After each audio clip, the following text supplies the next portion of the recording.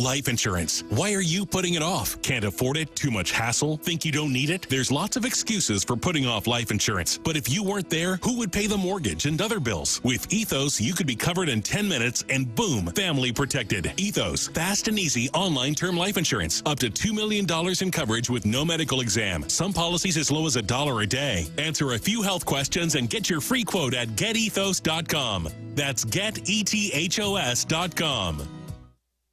Are you ready to unleash the beast? Monster Energy is here to give you the edge this college tailgate season.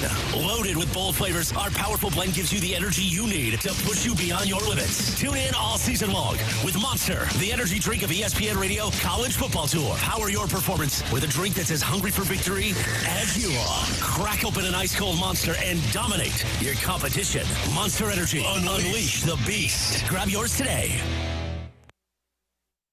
Coverage on 101 ESPN is presented by Under Law Injury Lawyers. Visit getjim.com or call 314 or 618-90000 for a free consultation. Under Law Injury Lawyers. When you switch and save with Progressive, you could use that money towards scoring courtside seats for your favorite team.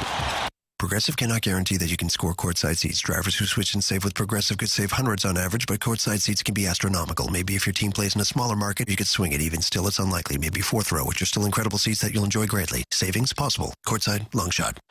Switch and see if you could save at Progressive.com. Progressive Casualty Insurance and Affiliates. Not available in all states. Progressive cannot guarantee that someone really tall will not sit in front of you at the game, rendering your excellent seats just okay.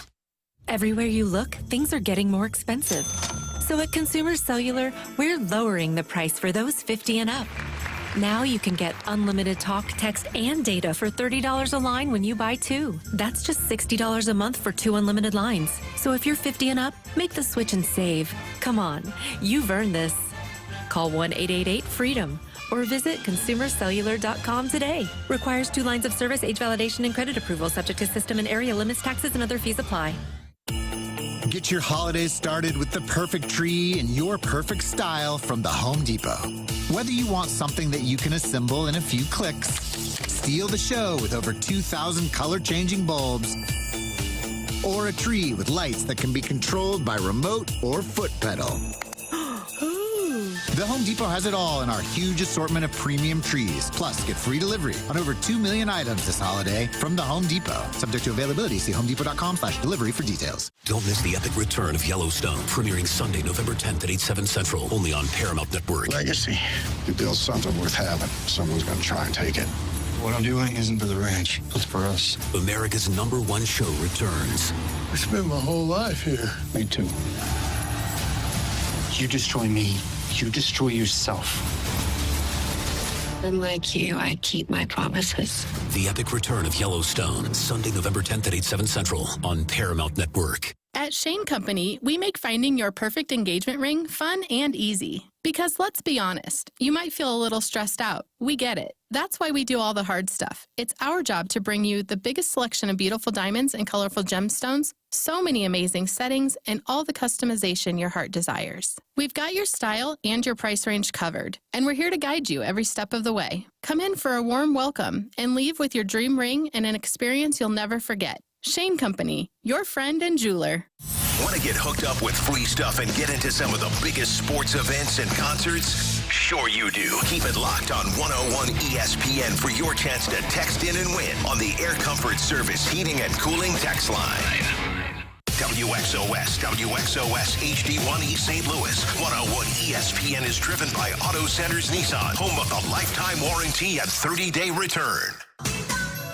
Rise and shine, St. Louis. It's the Brown and Crouppen Morning After with Tim McKernan, Doug Vaughn, Martin Kilcoyne, and Jackson Burkett on 101 ESPN. 7 o'clock in St. Louis. You are listening to the Morning After, presented to you by Brown and Crouppen. Munganess, St. Louis Acura, Munganess, Burkhardt, Alton, Toyota. 7 o'clock hour. Welcome into the show. My name's Tim McKernan.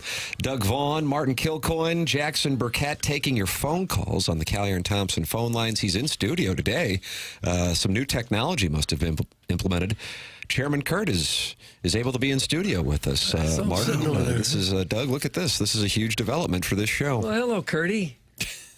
I was telling you, Doug, I feel a little more part of the crew when I'm not looking through two walls at you. Well, so that's good. It's nice to be in here. Well, it's great to have you here. We have such a spacious studio. Ours is the type of studio where friends feel they can drop in at any time. Yeah, I was thinking that. Right. John Scores is in the YouTube chat, the TMA STL YouTube chat. They're two YouTube chats, two different neighborhoods, kind of. 101 ESPN has a YouTube channel, and then TMA STL has a YouTube channel. And John Scores says, "Morning, fellas. Where's Jake Reynolds?" Doug, you've been in touch. I have not. I talked with Jake for about 40 minutes on, was that Tuesday that I talked? I don't know what day it was. He's a loyal listener, and he had questions, and I said, you know what, I'll try to answer them the best I can. And ever since, we have been taking calls from listeners, and that's kind of how we spend our days. You spend all day talking to listeners on your phone? Me and Martin do anyway. I don't know what you're doing. Phone rings all day. Sometimes I say, just email me, and they just keep calling. Is this General Banter right now? Yeah, I'm looking at the see log. this in the dossier? I am. It says General Banter, 7 o'clock. Jackson, how did you come up with that idea? You guys are so good at it, you know. Right. The talent in this room, it's overflowing. It's like when you're boiling pasta. See, that's pandering. Yeah, it is. I don't know what you're talking about. I think you guys are so good at the banter that I just did it again. He doubled down. That I encourage you to really perform. And it also means you don't have to set anything up or come up with a topic or anything. That's on us. We've always thought that's on the listener. Right. That we shouldn't have to come up with anything. And then a lazy producer says, if it goes really well with the banter, feel free to carry it over. Right. Oh, okay. That's great. Like Thanks. vamping at 7:15. Yeah. Hey, I told you to call those 5 people for guests. Yeah, I haven't heard back yet. Oh, you didn't do it, did you? It didn't do it. Oh, I haven't heard back.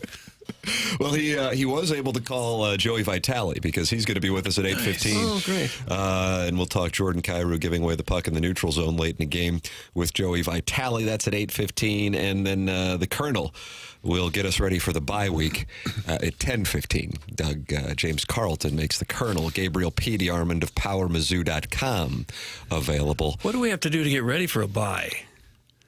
Anything? Maybe look at the big matchup, see how it could unfold, and then therefore affect Mizzou's potential playoff sneaking in the back door. All right. Jackson, what percentage would you give Missouri of getting into the college football playoff? 0.01. Okay, there it is. Wow. I told you, like, if Drew Pine is under center for the rest of the year, I don't know how they're going to score again. Don't say under center. It's the most stupidest term. Under center.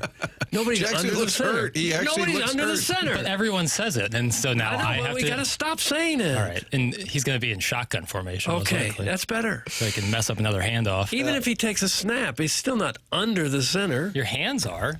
Well, just you're kind of next to him, or you're awfully close. Well, I'm not asking him to be under there like he's buried alive under the center. Then let's stop saying under center. I don't like Jackson's attitude, I've decided. I think he's a little edgy today. Yeah, something's going on there. We'll get to the bottom of that. Chairman Kurt, you are a huge Missouri fan. What percentage would you give Missouri of getting into the college football playoff? Less than what Jackson said. Wow. Wow. Okay. I picked him to win. I don't really know why. This year. Where's the Colonel? Sorry, Kurt, you don't have headphones. I was playing the drop. Get some headphones. We've got listeners with blood alcohol higher than these percentages. That's correct. And we welcome those listeners to call into the Callie Thompson phone lines, 314-974-0101. We're making friends here on 101 ESPN. What was the gentleman yesterday? Cards Nation 95, I think. Sounds right. That's right. Thank you, Chairman Kurt. Janet defending the region against Charlotte on Wednesday. Who will be the star of the program today? Callier and Thompson phone lines, 314-974-0101. And Bill Reloaded is in the YouTube chat saying, I don't like Doug's attitude right now, though he does look darling. No, okay. Fair enough. Yeah. I'm kind of a diva. I think we've known that for many years. I agree with that. I got into radio based on my looks. I got in here at the first Martin, and they said, wow, you're in radio now. Can we get you a hair transplant? How bad does your hair have to look in radio before they go out and get a sponsor to get you a hair transplant? And then you get in the comfort of a radio studio where you can be a just enormous fat guy and just make fun of women and all that. And now they put cameras in every radio studio, so you really can't do that anymore. No. I'm sure they still do. By the way, this show... hair that people would die to have. This show is a little bit like St. Louis City SC. Now, what do we got here? Now, think about this. Now, what do we got? Doug, what's the analogy that Martin is making? So the show prior to this week. Very popular, right? Has a following. Everything you do, people are on board with. And then there's change, and people are not happy. City Park. Nice enough name. People like it. They roll out Energizer Park. The great Matt Poling. Matt Poling, my roommate at the University of Missouri. Salesman for City SC. Mentioned twice by the guy by Energy. Up at the podium, he kept mentioning his name. Good for Poling. He deserves recognition. And they roll out Energizer Park, and I thought, it's not bad. And then they said, think about it. Our fans are energized. Our players are energized. Okay, we didn't need that. Yeah. And then there's that bunny banging on the drum. The supporters banging on the drum. And I actually thought, that's not bad. It's not bad. Could be worse. And people don't like it. It's City Park. People are mad. Oh, I didn't know people were mad. Yeah, they don't like it. Where are they? Like phone calls or just on the Twitter tweets? Twitter tweets, and I think there were some people doing polls online and saying, what do you think? Polls. And I think these were Quinnipiac, I think. And they were saying about 70% didn't like. And I said on TV last night, just call it City Park. No, we still call it Union Electric. Yeah. It's still Highway 40. It doesn't matter. That's correct. Like, who cares? St. Louis Bread Company. Couldn't it be Energizer City Park? No. But just call it City Park. Hey, I'll meet you at... What does it you matter? Can call it whatever. Yeah. That's what I'm saying. How much is that going to affect... This show affects your life. The name of the stadium does not affect your life.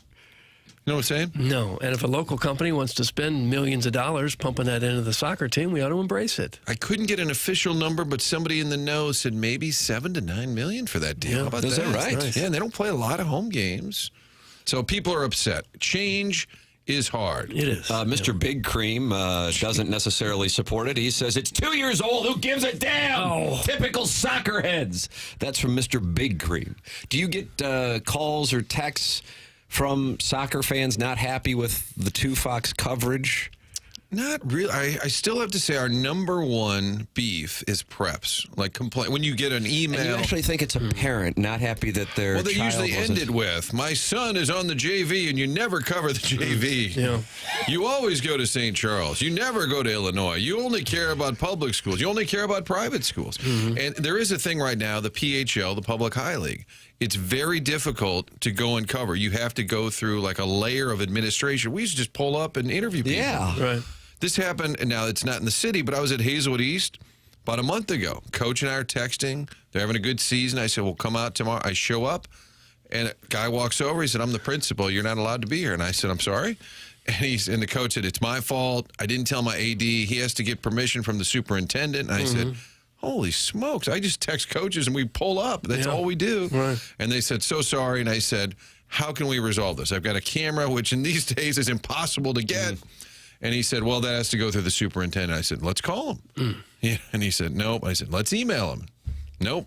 That was the end of it. And so the Public High League, a lot of parents have complained that we're not covering certain teams that are having a good year. And I said, you don't understand how hard it is to cover those teams. People don't know. Yeah. Of course, we were downtown for all those years while I was working there. And it was really hard to cover, like, the schools in St. Charles County. You know, there's massive high schools out there, lots of them playing good sports, but just physically, you couldn't drive out there, cover a game, and then drive back and get more than one game on the air. So you like a Friday night, yeah. Right. You wound up covering whatever schools were closest to the station because you physically didn't have time to do much of anything else. That's Chuck Marlowe did a lot of that. Chuckles. Whatever was near his home. And he said, hey, how about this? How about this? I'll go to North Glendale and get a VOS out with a kid. And I said, that's 5th grade. He goes, it's so close. Good evening, sports fans. Doug Vaughn here with your Sportscast. Our top story tonight, John Jay will be back tomorrow. Here's him getting a hit in 2012. That's the formula right there. He just returned. That's very relevant. Yes. And in cases like that, we didn't even have to leave the building. We had file video of John Jay. That was even better. Recovering alcoholic says, I want to have sex with you. I don't know who that's Doesn't directed specify? to. Doesn't specify. But we're not talking about that. We appreciate the support. It's MLS, which is Tier 8 of professional soccer. They could name it. Nope. And I wouldn't care. What I do care about is listening to sports talk about this terrible version of soccer. That's from the 314, and they're not happy that we're talking about Energizer Park? at City Field. Thank you. There aren't very many stadiums around the country anymore that don't have a corporate sponsor name. I guess Wrigley Field, Fenway Park don't. Yankee Stadium doesn't. A lot of college football stadiums don't. Yeah, I was thinking about that with Alabama because they could rake it in. And it's Bryant-Denny Field at Bryant-Denny Stadium. Bryant-Denny Stadium. Faroe Field at Memorial Stadium. It's Memorial Stadium, Tim, on a Saturday. I'm like, we all call it Faroe Field. Yeah. That's a good point. Maybe it was illegal, do you think, for a while with the NCAA? I'm not sure they even thought about Notre Dame? How could they not have a huge sponsor? That'd be a glorious Hey, one. Poling, get on it. Start selling. Matt Poling should be selling the college names as well. Just rake it in. Chairman Kurt, what do we have on the line? It's a nameless gentleman? Martin, that's a red alert to me. No, he gave me a name twice. I'm just going to be honest. I couldn't understand him. No. But he has a question for you and Martin. Off to a good start. Perfect. Welcome to the Collier and Thompson phone lines, sir. Just call me Pig Pen. Big Ben? Good old Pig Pen. Pig Pen. Okay. I thought Pig Pen. Yeah. All right. Yeah. He was a McKernan also. All right. Well, go ahead, Piggy. I want to know when you guys are going to give away trips on private jets again. Huh. I'm looking at the log. I don't see it. Have we ever done that? When did we ever do that? Yes. Rams Atlanta playoff game in 04-05. Well, I think it was Smash might have done that. I actually was at that game. Were you at that game? Yeah. Michael Vick went off. And so did the Alan Rossum, the return man. Wow. Tim, you actually met us at a gentleman's club afterwards. That sounds like the brand. Gosh. You guys paid for the whole thing. I got the day before. It was actually producer Joe that said you won this an amazing trip. Hold on a second. Being the 15th caller. Producer Joe, who, all due respect, was a lawn boy in Atlanta before he became our producer. Lawn boy. Was funding a private jet to a gentleman's club in a Rams-Falcons playoff game 2 decades ago? It was the Atlanta group. I'm trying to think of the guy's name.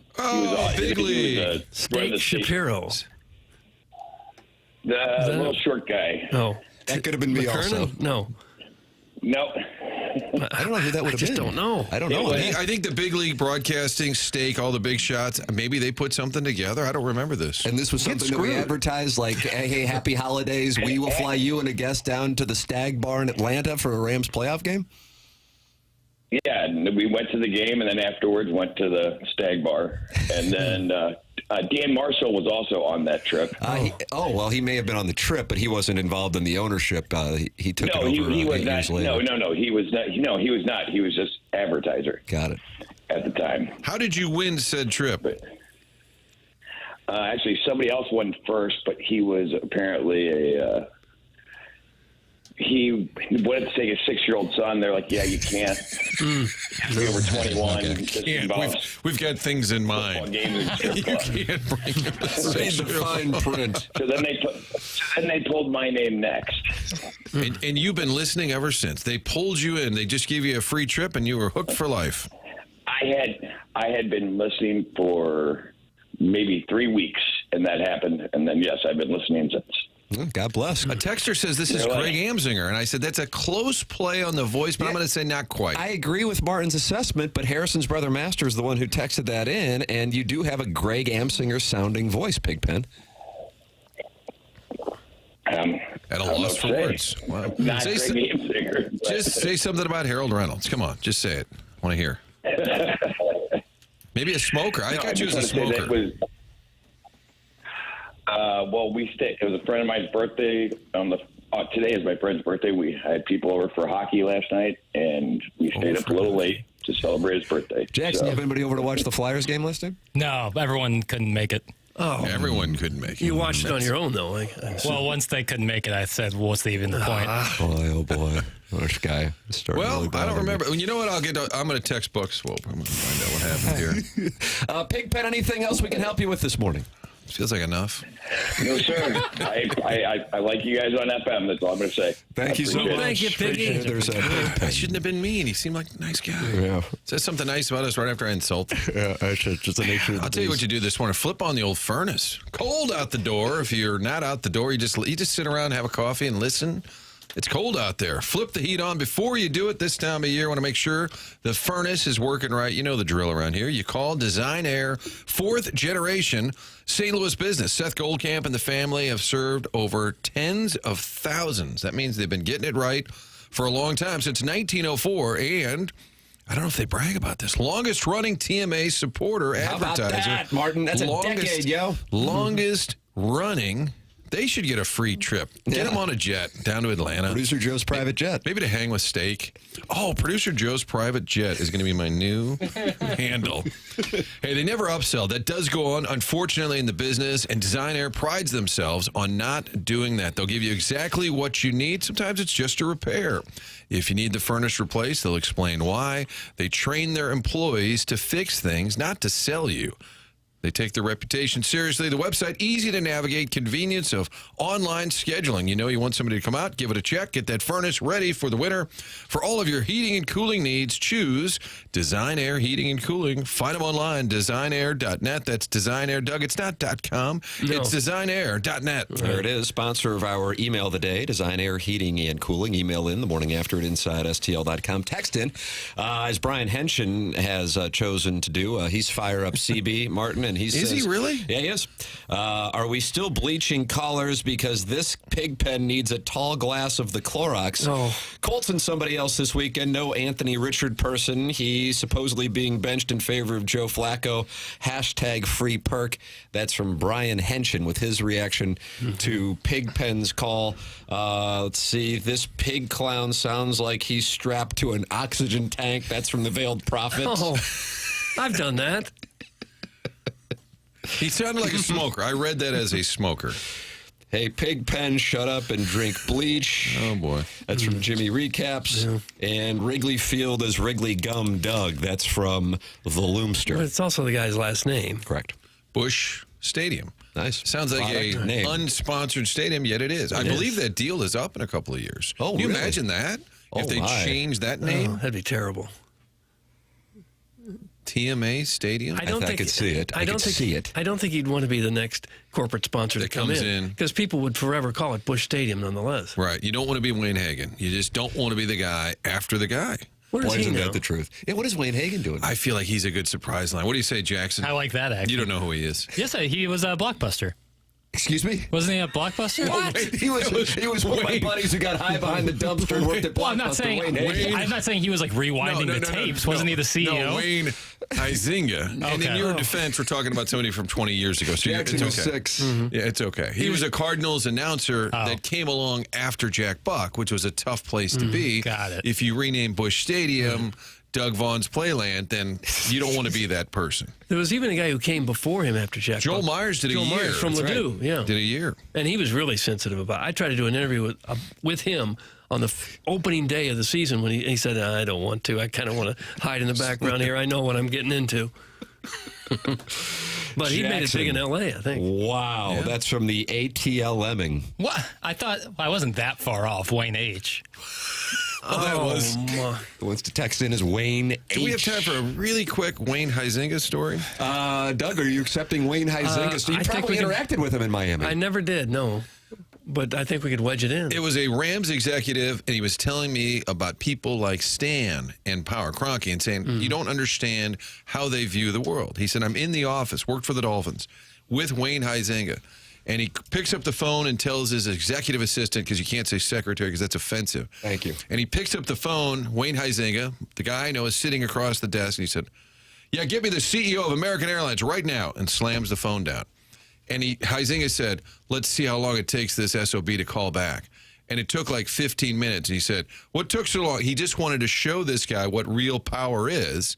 And it was an example that in their world, they get whatever they want right away. And he was trying to explain to me, you don't get how a Kroenke thinks. And then he told me another story. Stan wanted Final Four tickets. And he walks down the hall and says, somebody get me 4 seats of the Final Four. Or probably it was Smithers. Demoff did it. Somebody could Stan 4 tickets. And the person said, if they ask for 2 Super Bowl tickets, are we trading? And Stan said, why would we do that? In other words, just give me the tickets. Just get me the 4 tickets. And this guy was saying, Huizinga, Kroenke, that's how they think. They don't understand how the rest of us do business. Or maybe it was Wayne Hagen. Well, when you have unlimited money, if the tickets come back and they say, sorry, they're $10,000 a piece, you just say, okay. Well, that's just it. He could buy an entire box. But they expect it for free. Yes. Oh, he was getting these tickets for free. That's what he wanted. He didn't want to trade.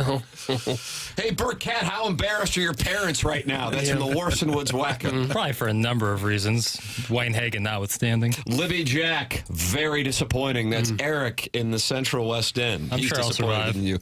Yeah, but you're attracted to him.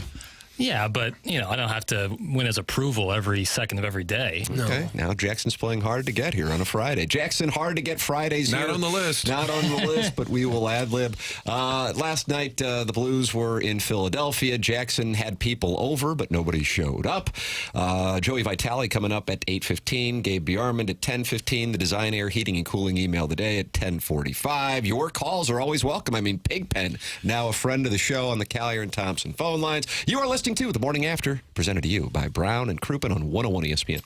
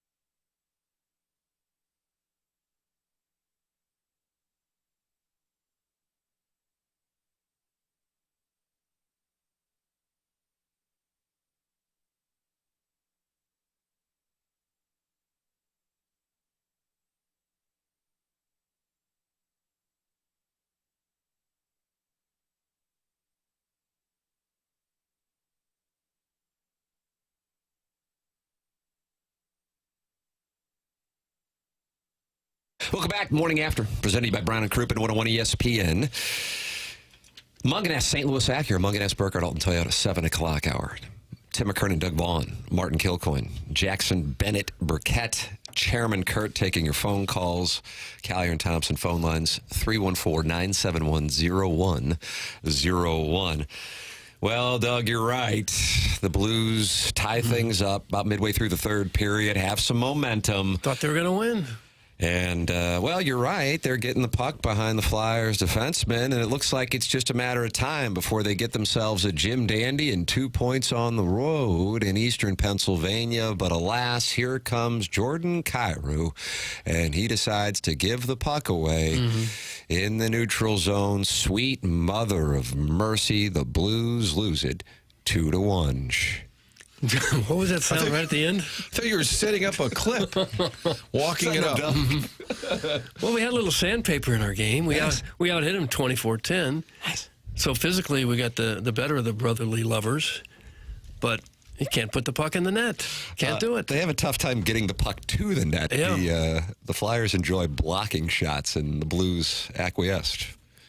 Well, I don't know if the hockey guys say let's acquiesce. I think that's exactly what Torts said. I don't know that they do. I watched Torts' postgame last night because I know you're a big Torts guy, and I was hoping he would say something that we could play that would get you going. Was he mad about anything? Torts was delighted. Torts was like really happy. Well, he should be. Yeah, exactly. They were 3-6-1 coming into that game. Yeah. The Blues lose to Montreal, Ottawa, Philly. These are teams last place. You could be better than. You should be better. You blast Toronto, and then you lose the next three. I still blame the weekend in Montreal. I'm going with that. That is the reason for a the little losses. hangover effect. They'll come back fresh and strong. They'll play inspired tomorrow with Chief back in the building. That's my theory. Montreal was the last place team when they played them. Montreal's tied for last place as it stands. Ottawa's like 500. Flyers were a last place team in the Metropolitan. And now Ottawa is lurking around 500. So, yeah, it isn't. They're 5-4-0 now. But, these are opportunities. And now you take a look at the schedule as they return home. And, yes, they did handle the Leafs in very impressive fashion to start the road trip. But Toronto certainly is a team that is expected to be a contender, whereas the teams that they lost to are not. Pretty disappointing. I think it's getting to the point of being a little concerning also, even though you're talking about early on in the season. A team that started off 2-0 now is 3-6 in their last 9. Jackson, what audio do you have here? Because I know you've prepared a smorgasbord. Drew Banter talking about some missed opportunities. I just thought we did a better job of playing direct. I thought our compete level was a lot higher. We won more puck battles. We were getting to the interior. We put a lot of pucks to the net, and credit to them. They were able to block a lot, and we missed some pretty good opportunities. It's a positive, but we got to find more ways to get pucks to the net and create more opportunities. And no passengers. I don't think there were passengers last night. No grocery sticks. But they're already now 6th place in the division. And you like that? Well, I don't like it. And, they've only played 10% of the season, but there's some super teams in their division, so they can't afford to fall too far behind here real quick. Instead of chasing the game, they'll be chasing the standings pretty soon. I think so. Well, that Cairo, it does seem like he's got the black cloud. Like bad things, really notable bad things happen. He's already a little bit of a whipping boy for some of the crowd out there, the Blues crowd. I think we're upset with the contract. Great scorer, but makes mistakes like that just jump out. It's unbelievable how the big moment always seems to find him, and sometimes he gets burned, and it's unbelievable how he's the guy. Well, he gets a lot of ice time, and the puck's on his stick a lot until it isn't. Last night he was in the neutral zone, and it just fell right off his stick. It just fell right off his stick. And, of course, the puck wound up not just in the net, but in the back of the net. That's what they always say, Martin. It's in the back of our net. It could just barely slide over the goal line, still be a goal. In this case, it was in the back of the net. Back of the net. I've called goals on TV and said that's in the back of the net. And I should look closer. Maybe it wasn't. Maybe it wasn't in the back of the net. We had some 7-year-old soccer last week where the kid on the other team kept catching the ball, the goalie, but he was 3 feet in the net. And were you screaming at the official to recognize it was a goal? I was not, but the coaches politely would point out, that's a goal if he's 3 feet in the net. It's time to have a teaching moment. Yes. They had a hell of an opportunity right at the end of the game. Braden Shen, beautiful pass by Falk, and a hell of a save to keep the Blues from tying that thing up. The thing is, and I would imagine a lot of Blues fans were thinking the same thing, okay, at least they're going to get a point, and then for it to be Kyrou, for it to go down the way that it went, it is the ultimate kick to the midsection to wrap up a road trip that, my goodness, based on the way they played and who they played to start the thing, I think it looked like it had the potential to be a great opportunity, considering you're playing the Canadiens, Senators, and Flyers to wrap it up. And instead, after a wonderful performance against Berube's Leafs, they will try to get another win against Berube's Leafs with no wins in between. Starting to get a little concerning. Jeremy Rutherford writing about that yesterday in The Athletic. He said before the season that he thought this was a playoff team, but he says he doesn't necessarily think they are a serious contender and that there is a difference between the two. You can be a playoff team, but not necessarily a real contender, and that's what he is starting to see through 11 games now. That's been the Cardinal beef for Cardinal fans. Yep. Not a contender. You might even win the division. You're not really a serious contender. That's a bad place to be, although the Blues have said we're sort of in this retooling mode, I believe is what they've said. But you got two retoolings going on, but that aren't necessarily We're going to reset. One's a reset. It feels to me like they still don't have that big offensive weapon that you can kind of rely on. They don't have that guy that's going to get you 30, 35, maybe 40 goals. They don't really have a star to build around, and to take the team on his shoulders every now and then. I think they're lacking that. Kyrou is that guy who won't figure it out until he has a very public and nasty trade deadline. That's from Kevin's brother Jack, and then his last name is Demoff. Do you know that Kevin Demoff Demoff's text into the show? Jack Demoff does. Okay. Yeah, he's an active texter, as a matter of fact. Let's see. Blues fans would be texting in, but the Cheeto dust on their sausage fingers are keeping them from unlocking their phones. That's from Doug's prison wallet. Doug, do you think Cheeto dust? You can wipe that off on the couch or the chair, wherever you are. Isn't that what you do with Cheeto dust? Find a pillow or something? How old are you when you stop doing that? Are you offended that Doug turned to you on that? I saw a headline go by Doug asked Martin about chicken wings. I didn't get a chance to see the full context. He would put down at Granny's closet. How many chicken wings? That's a great question. Kairou's not a great scorer. He scored 2 goals all season. It's from Harrison's brother Master. Right. He is a large Jordan Kyrou critic, but the thing is, I don't think Harrison's brother Master is the only Kyrou critic. No.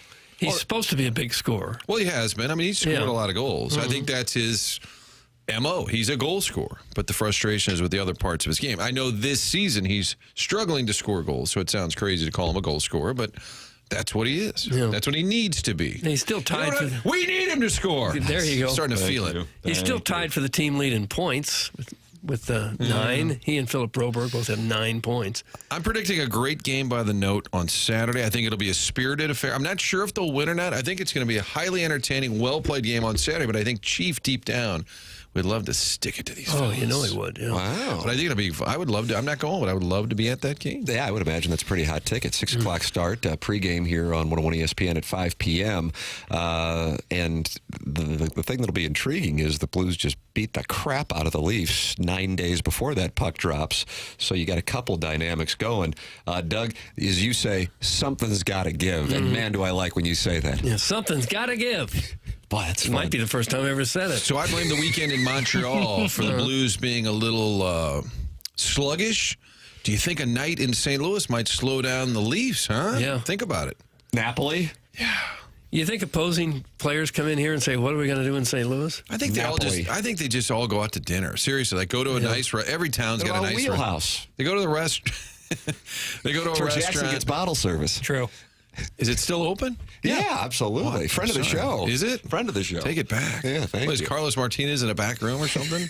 You guys kind of still be there. You guys seem to have a little indication there of something. That you do, that it's like the players partying. Jackson's now a man in love, and so we've lost our social scene correspondent. He used to dance by himself at the wheelhouse. Yeah, rolling balls. Cutting up a rug. Doing my thing. Jackson's Rolling Balls is going to be a new avatar. Call in there. Fans hate Kyrou like they hate Flaherty. That's from the 314. I guess that means he'll be hoisting the chalice here the next year or two. Yeah. And I disagree. Yeah, I don't think they're the same. Although Kyrou, remember the comment or non-comment about Berube? Oh, absolutely. That added a ton to his resume of hate. Because he just didn't handle the question well. And I think it might have been overstated. I was mad when he didn't say it, like, we got a new coach now, who cares? There was a smarter way to answer that. Yeah. But I've been told it was a little bit out of context because they'd already answered it the day before. But that didn't help him, for sure. Yeah, that was a moment where the ground was already fertile for dislike because of not necessarily reaching potential, not necessarily playing. Doug, what do you call it? A full game. A full 60? Full 60. Yeah, a 200-foot game, Tim? 200-foot game, and now you have that comment right after Berube was let go. That really added to it. 7:34 in St. Louis time check brought to you by Clarkson Jewelers. A couple of significant pieces of news yesterday with regard to the Cardinals passing on Lynn, Gibson, and Middleton. I don't think it's particularly surprising, but I know some fans were surprised that all three were declined with regard to their options. And then also Bill DeWitt III was on with BK and Ferrario, and there were some insightful things said regarding the television situation. We'll have a couple of clips of that coming up as well. As always, Chairman Kurt is standing by to answer your calls on the Callier and Thompson phone lines. Anything's welcome. You can light us up. Feel free. 314-974-0101. Text into the Air Comfort Service text line, 314-399-9646.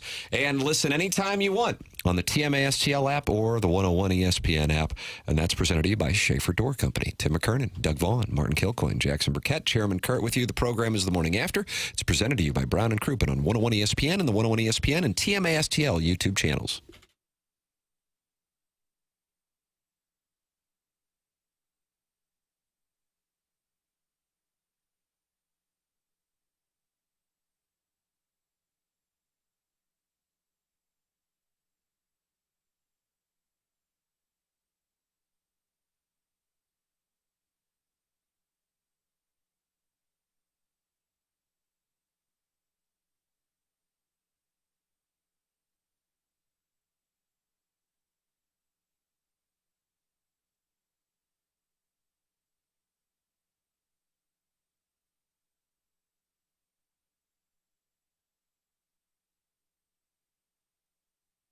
There's a difference between a bank and a credit union. When you go to a credit union, you are one of the owners. And when the credit union makes money, it rolls right back into that whole operation. So you can be a owner of the credit union by joining Together Credit Union right now. Pretty exciting. If you partner up with TCU, Together Credit Union, that helps them because they are partnering with the St. Louis Zoo. They've got an exclusive deal going on right now for the St. Louis Zoo debit card. The St. Louis Zoo debit card will round up the change from your transaction. So instead of you being asked to round up, they're going to round up. Those donations are going to the zoo's mission, which includes the growth at the St. Louis Zoo the Wild Care Park that's in North St. Louis County. That's going to open in 2027. Altogether, credit union members with the St. Louis Zoo debit card receive an exclusive membership to the St. Louis Zoo. It's great with kids, grandkids. Take the family down to the zoo, and you get that by being a member of Together Credit Union. You can find them all around town, 14 different locations all throughout the metro area. You can also find them online,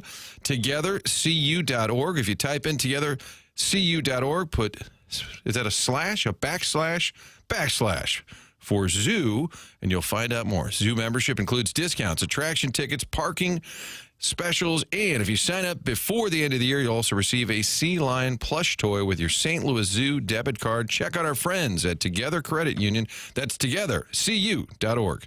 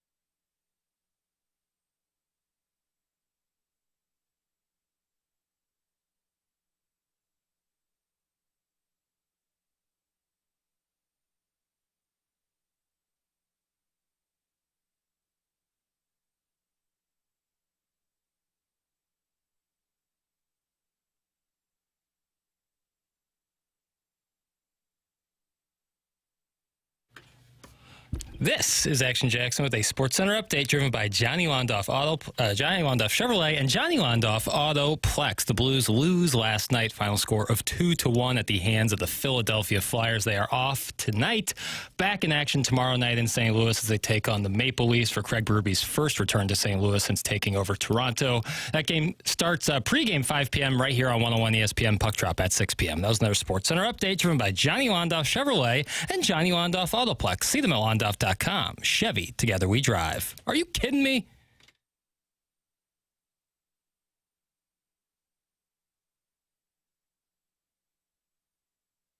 Morning After, presented to you by Brown & Crouppen, Munganess, St. Louis Acura, Munganess, Burkhardt, Alton Toyota, 7 o'clock hour. Boy, this Callier and Thompson phone line is active. Chairman Kurt just sits there and talks it over with friends of the Feather. Pigpen calling in about a private jet trip to Atlanta. Nobody liked that call, did they? Oftentimes, TMA listeners don't welcome phone calls. No. They like caller Adam. Well, Doug doesn't he's like vile. Caller Adam. And you're welcome to call in, 314-974-0101. Not really a strong filtering process either. We just get the name, and then... Sometimes we don't even get the name. That's, as was the case with Pigpen. He usually starts with, yeah, I hear you. So we know they're not real pleased. Right. Yeah, I hear you. I agree. And then, of course, the Air Comfort Service text line is 314-399-9646. Let me just get into some of these for you guys. Okay. Orson Wood's wacko licks Cheeto dust off his wife's boyfriend's fingers. Oh, that's from Mr. Licks. Didn't need it. Are you writing that one down? I was just kind of following along. I'm starting to become attracted to my wife's father. No, that's Gabe. He'll join us at 10:15. Brought to you by James Carlton. All right. Carlton State Farm Insurance Agency. He's online at carltoninsurance.net, and he's my insurance agent, too, so I would highly recommend him. He's been my insurance agent for 5 years. He's got 394 five-star reviews on Google. It's James Carlton of the Carlton State Farm Insurance Agency, carltoninsurance.net. Major recommendation, I'm telling you. I think everybody thinks insurance agents are the same. James is different, and that's why I made the switch. And once you make the switch, they'll do all the paperwork for you, and you'll be incredibly thrilled that you did indeed make that switch. It's James Carlton of the Carlton State Farm Insurance Agency. 314-961-4800 or go online at carltoninsurance.net. Check out the reviews. It's James Carlton. You'll see 394 five-star reviews for James and his team in Webster Groves. Go online at carltoninsurance.net. If your insurance costs a leg and an arm, call James Carlton, State Farm. Let's see. Caller Adam is Mount Rushmore of all-time TMA callers. That's Eric in the Central West End. I don't know that he is. And caller Buzz says we need the potluck mixer, deviled eggs, and spreading legs. That's from caller Buzz. He wants to see the 101 ESPN listeners and the TMA listeners come together for a potluck dinner. And maybe that opportunity would take place at St. Gabriel's 2 weeks from tonight for the TMA Trivia Night. We could fly some folks in for that. Give away a private jet. I think that's the right move. You can land on a P&L. You can land it over there at Francis Park. Absolutely. But the important thing is they bring their own dish. Right. On the private jet. Yeah, TMA Trivia Night. That is taking place at St. Gabriel's on November 15th. That's a Friday night, 7:30, and you can sign up your table of 8. $50 a person. That includes all your food from Heavy Smoke Barbecue and all of your libations, including beer and seltzers. $50. I mean, what a wonderful night that is, plus trivia. And you're hanging out with us, too. And go to tmastl.com to sign up.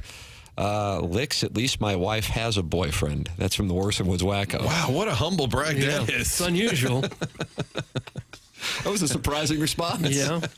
I don't know. That's a heck of a brag. I don't know what to make of that one. I feel like somebody hacked into his text inbox. Yeah. So at least she's still got enough going on that she can attract another lover. Yeah, I guess that's the brag. That's the bright side of it, I guess. Okay. Caller Buzz sounds like he gets the Ozempic pukes. That's from the Crystal City Clan Hammer. I don't know what that means. Are there Ozempic pukes? Well, I'm sure people get a little. There's probably some side effects. He's talking about the walruses that used to listen to TMA. Heavy-set walrus people who could now be on Ozempic trying to lose a few pounds. Is this still general banter? I think it's actually entered light vamping. It's carried over. This is what happens when they non-tender Kyle Gibson, Lance Lynn, and Keenan Middleton because nobody really cares because it's exactly what you expected.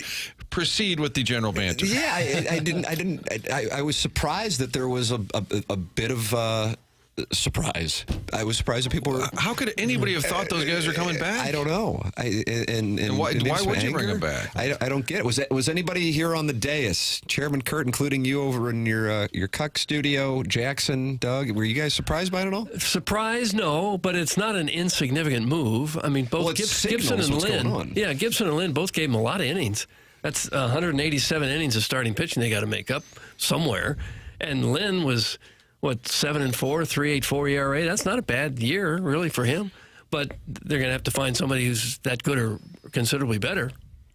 Yeah, I thought it was just like a signal as to what the offseason will likely look like. But didn't they already say that? Haven't they said? They've said a lot of stuff and then not followed up on it. Yeah, but you've got Michaelis and Matz, Fetty, Gray. Those are all bigger contracts, all signed for next year. You've got Andre Palante, who was outstanding. You've got Libator still hanging around. You've got Graceffo and others knocking on the door. Yeah, McGreevy, probably. Yeah, and at some point, Quinn Matthews. So I think, I'm not defending them. I'm going to get the Joe Strauss merit badge here. Hold their merit badge. I'm just saying this is exactly what they've said they were going to do. And to Jackson's point, yes, they don't always do what they say they're going to do. Nice. This one didn't surprise me at all. No. I bet they shop Steven Matz. I bet they take. I bet they're shopping right now. Yeah, I bet they're shopping. I'm not sure if 28 will be back. Think about it. I would expect Steven Matz, believe it or not, as ridiculous it sounds, will be attractive just because he's only got a year left on his deal and he can be like a 4th or 5th starter, assuming he can pitch for a team. And $11 million is pretty cheap these days. Is there any of the big names that you expect to be back, Martin? I think Contreras and Gray will be back. I do. Do you really? Yeah, I think they're going to keep. I think they'll keep some pieces because they don't want to fold the tank and just gut the thing. I also think they want some veteran types to stick around.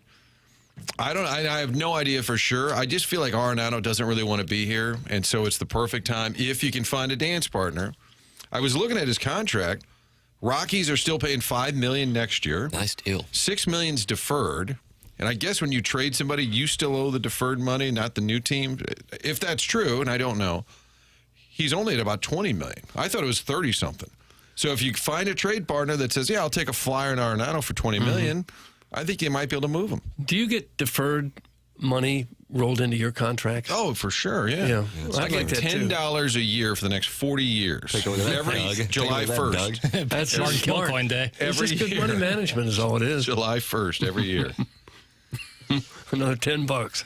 They'd probably go for that deal to not pay us now, to give us $10 because the company will have folded 3 times over by then. I think Sonny Gray might be somebody willing to stick around too. Like, hey, I kind of like it. I've been on 28 teams already. I'll see this through for a little bit. I think there are just certain personalities. I think Contreras loves the Cardinal idea. You don't think they want to win? That's where I Well, I do, but I think $18 million. You're like, I like my house. I got $18 million. Yeah, I won with the Cubs. I'm free balling a little bit here, but I'm just gonna say, or am I free? Yeah, I think free balling is free rolling. Don't say balling. It's just at the end of the laundry. I think the text line in front of me has really influenced my vernacular. I'm just guessing that those two will be back and that Arenado will not be.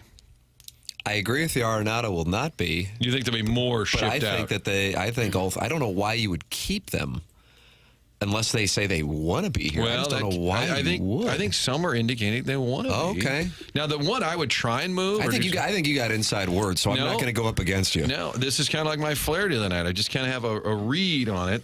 Freestyling, maybe? Yeah. Michaelis is the one I would love to move if somebody would take his salary, because I feel like that's played out. So played out. But I think he'll be back for a final year.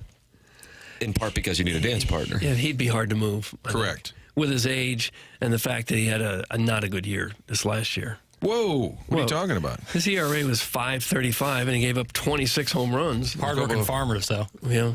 Couple of bad luck bloopers. Yeah, he started that whole narrative with the Dodgers. Yeah. Even opening day, we're out there in L.A., And that whole topic was still going, that the Cardinals were the hard-working farmers and the Dodgers. Oh, look at how that turned out. Yeah, didn't really farm much. I like to farm against you. You think that's what farmers tell each other? I like to farm against you. You heard LaRussa say it so many years. They're at the local diner in Effingham. Like to farm against you over there. Might beat your soybeans. Get involved on the program. Callier and Thompson phone lines 314-974-0101. And you can also email in for our design, air, heating, and cooling email today. That comes your way at 10:45 on the program. Joey Vitale talking about the Blues week that was last night in Philadelphia. Kairou's giveaway in the neutral zone. That's 8:15. And then Gabe DeArmond on college football this weekend. That's at 10:15. He's presented to you by James Carlton, Tim McKernan, Doug Vaughn, Martin Kilcoyne, Jackson Burkett, Chairman Kurt with you. The program is The Morning After. It's presented to you by Brown and Crouppen on 101 ESPN.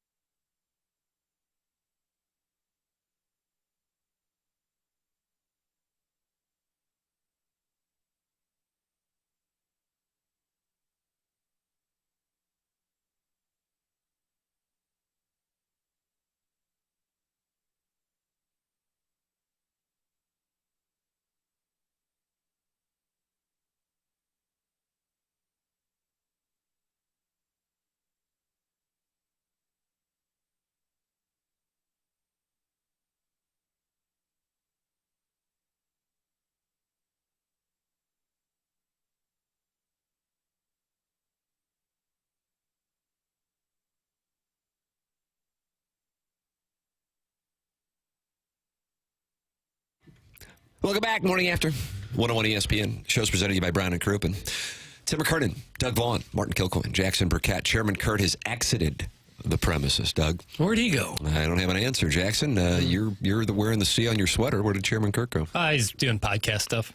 Doing podcast stuff. Making sure that the podcast gets to the listeners as soon as possible. Oh, I see. Could have been frustrated that he was answering calls, and we never go to the calls. Yeah. We did. We went to Pigpen. Mm-hmm. Yeah. Private jet. Pigpen's private jet. Pigpen's private jet will be texting, and you can text in as well. Collier and Thompson phone lines is how you can call in, 314-974-0101, and you basically just get right on the air. It's a pretty nice deal. Air Comfort Service is the sponsor of the text inbox, 314-399-9646. Jackson, your favorite college football game this weekend, go. Penn State, Ohio State. And are you on Ohio State -3 or the Nittanies getting 3 at home for one of the most important games in the James Franklin administration? The man has one win against top 5 opposition since arriving at Happy Valley. You know I love a home dog, but I feel like that loss to Oregon is kind of dropping that number for Ohio State, and I kind of love that. Give me the Buckeyes laying the 3. Okay. I agree with that play, and I kind of love the play. Yeah, I just Penn State has looked good, but Ohio State, I think, might be the team. I think Ohio State, Georgia might be the 2 teams, and I'm even fading Oregon a little bit. We'll see. Martin, you like a take that ends with we'll I see? just like my boy Jackie being all over the game on Fox tomorrow. On that week 11 a.m. kick. Big news. That's actually been a hit for them. I think they were trying to carve out their niche. Some people I don't like going to an 11 o'clock game. Oh, I couldn't agree more. But it's been a hit for Fox. Is that right? It does well? Yeah, no, they've been really happy because... God, I hate it. Well, the afternoon stuff and the evening had already sort of found a home, and so they thought the only way we can kind of stand out is make it the big noon, and they do their kind of version of game day. But I think Ohio State's really good. I think they're going to... I'm with Jackson. I stand with Jackson. Doug, there's an alliance forming, and I'm just letting you know, and it's with Martin and Jackson. I was walking around the corner. Jackson was in his studio yesterday, and Jackson, and I'm not exaggerating this. Oh, here comes an exaggeration. I'm not exaggerating this. You know it. He was caressing himself. What? He was caressing himself, and that is the exact verb that needs to be used. And I opened the door and I go, What are you doing in here? And he goes, I'm on the phone with Martin. And I hopped on the call. And he says, and I'm like, why are you touching yourself during a call with Martin? Tim's making that like I was doing some Tubin action. Oh, it was That's your guy, Jeffrey Tubin. It was simply he walked in. And I was like, I had my hand in my lap, but I wasn't touching myself. You were on your upper torso. We were discussing show matters, and that arouses. You weren't talking dirty to him or anything. No, it led to some human capital, but.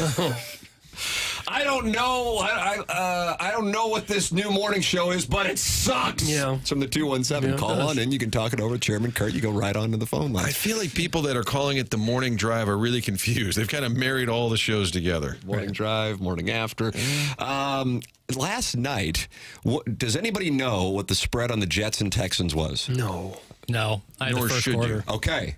I do, of course. What do you think it was? Jets 2-6, Texans 6-2. At the Jets? At the Jets. What do you think the spread was? Texans by 5. All right. Doug? I'll say Texans by 9. Jackson, you want to fire? Texans 2.5. Chairman Kurt. I'll say Jets 2. What? That's no fun, because I think you knew, and now I'm disappointed in you. No, the Texans' offense is a disaster. Health-wise, it actually is. The Jets were -3 at kickoff. Oh, jeez. And you know what I did? What'd you do? I said, I already know how this plays out. Let me get a little taste on the Jets, because I've seen this throughout my career. When you have a game like that, especially on a Thursday night or Monday night, the squares go, oh, my God. And they bet on the Texans, and then somehow the Jets recreate what they were hoping to have when Aaron Rodgers initially signed there, and they win 21-10. Martin, it makes me skeptical of the world we live in. 21-10, your final Jets cover, giving 3 to the 6-2 Texans. And now the networks, namely our mothership, can spend more time talking about the team that's no good, the Jets. Are they back? 3-6, probably. Greeny, did you see the Jets won a big game on Thursday? Where's your jersey, Greeny? The Jets are back. Enough about a team that's terrible. But good for you for seeing it coming. Every once in a while, there's a do factor. The Jets, Greg Zuerlein's one of the reasons they're not very good. They had to replace him. I guess he's injured. He is, supposedly. But they're probably better than their record. but I did not wager on the game. We had it on in the background. I like that Al Michaels. Do you really? I just like the voice in the background. He and Herb Street were not entertained by the festivities in the early going. It was scoreless, I think, until late in the first half. And they don't hide it either. Yeah, Al Michaels is rather bitter about the situation. What's it going to take for players to hold on to a damn ball across the goal line? Oh. That's from Ned Yost's shattered pelvis. You're telling me I had the over in the first quarter of 7.5. You actually bet the over of the first quarter on the Jets and Texans. Martin, are you going to do an intervention on your boy? I think we're not going to make it till 10. HR is going to get you some help. I've been hot recently. I was given this play by someone I trust, and I really liked it. And clearly they almost had it, but the Texans didn't do their part, so it doesn't really matter. Somebody you know had inside knowledge about the first quarter Not inside scoring? knowledge. They just love the play, and this person's been hot. Shout out to Bear Down. Shout out to Bear Down. Bear Down. He gives out pics on Instagram. Oh, he does. Martin, you got to do the intervention now. This is like Christopher and The Sopranos. Shout out Bear We're all going to be sitting in the studio. I'm also thinking surprise guest. What do you say, Jackie? Bear Down? You have to pay a little bit for it. So I'm not giving out any plays beforehand. You're not getting anything out of me. No. Tim is the best gambler. That's from the Loomster. Here we go. Here comes the lemonade. I like when you say it like Veruca Salt. I want an Oompa Loompa, and I want one now, Daddy. 21-13. Jesus Christ. That's from Maxwell Hung, and he is not happy with misreporting the score.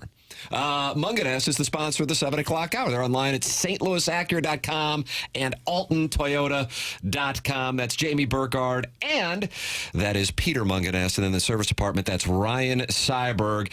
It's Munganess, St. Louis Acura, Munganess, Burkhardt, Alton Toyota, longtime sponsor of this presentation and the sponsor of the 7 o'clock hour, the place where we go to get our cars in my family, and the place we recommend you go as well to get your cars or to get your car serviced, even if you did not get your car from Munganess. It's Munganess, St. Louis Acura, Munganess, Burkhardt, Alton Toyota, and they set up a number so that they are super accessible to you, and that number is 314-252-0029. Call it or text it. Doug, did you jot it down? I bet you didn't. I have it here. Okay, so you don't need to jot it down. Yeah. 252-0029. That's right, 314-252-0029. And Jamie Burkhardt will take your call or your text. Peter Munganess, same thing.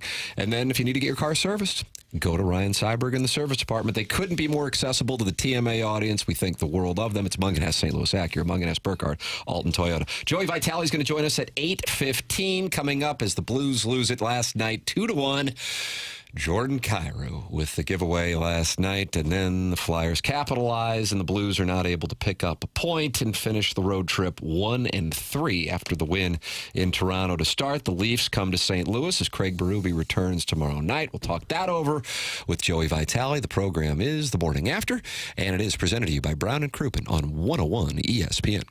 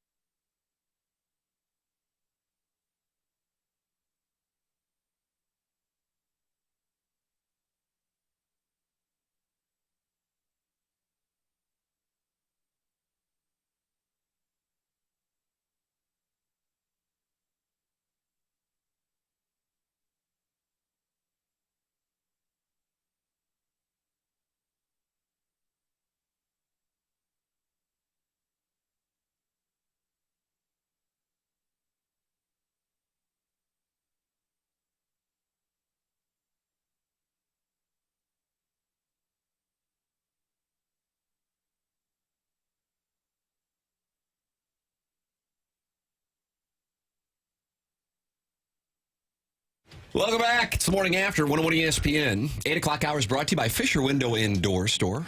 Tim McKernan, Doug Vaughn, Martin Kilcoyne, Jackson Burkett with you. Once again, Chairman Kurt has exited the premises. He's busy. And I believe he is leading the intervention for Jackson's degenerate gambling problem. Last night, the 7.5 over in the first quarter did not cover because who was that who dropped the ball for the Jets as he crossed the goal line? I can't remember. I was out trick-or-treating, so I didn't know that this had even happened. Where'd you go as?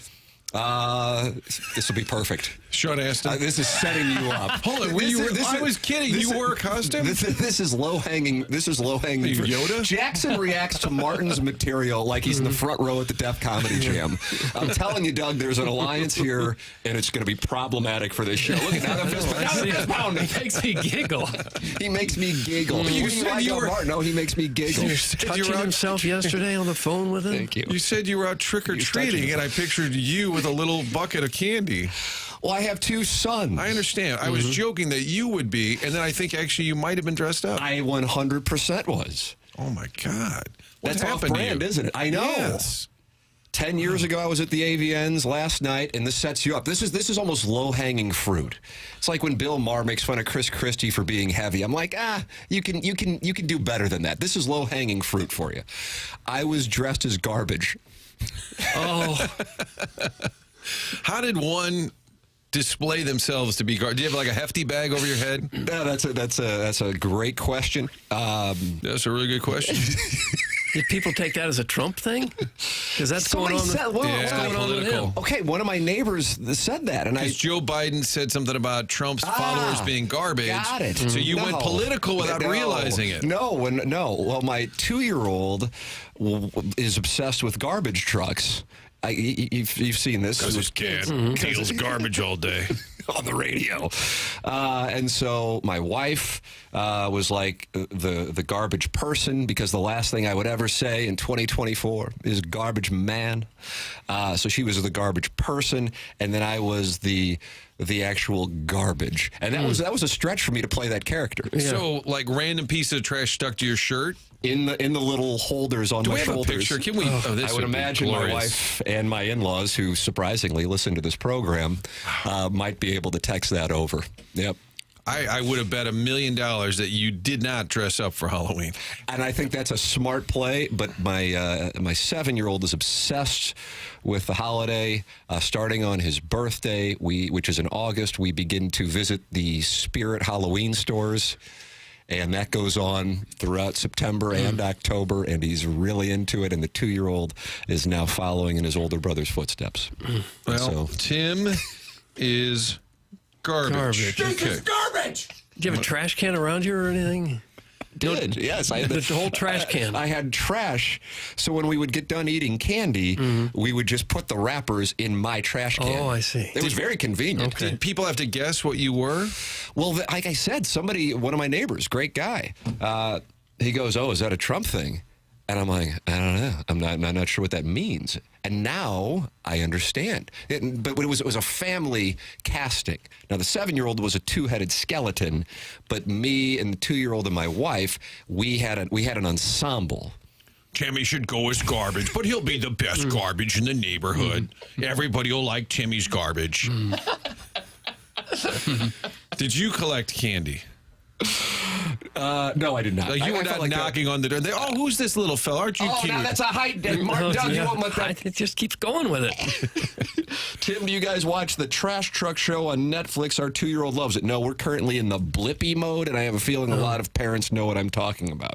I've watched Blippy. Are you familiar with his work? Yeah. I do want to say on the garbage man, I don't think there's a lot of garbage ladies out there. So therefore it's not offensive? I think it's okay. I'm not sure I've ever had one work my house. That's a great question. One of my favorite text names in TMA show history is Vince Coleperson, because he felt like saying Vince Coleman would be too offensive. Right. I like that. My kid dressed up as Taylor Swift and got booed by one of my neighbors who sits on the HOA. Makes you think. That's from Doug. Why would you boo Taylor Swift? I mean, I don't really enjoy political her. also. Oh, wow. Yeah, everything's political. How about this? How about the fact that I'm so detached from this that I don't even understand why? That puts me in a good place to know that I'm detached. I didn't even realize the references. Had a sweet little girl came to my door and says, why didn't the school teacher break wind in public? I said, oh, gosh, she didn't say break wind, but I'll say that. Why didn't the school teacher break wind in public? Because she's a private tutor. Hey-o. Oh, that's good. Frank liked it. Enjoy it. You could have just worn all TMA clothes because this show is now garbage. Oh. It's from Maxwell Hung. He's becoming one of my favorites. One of our favorites. I'm going as garbage next year, just saying. Awesome idea. Keep rocking, Tim. It's some sad head. How about that, Doug? Okay.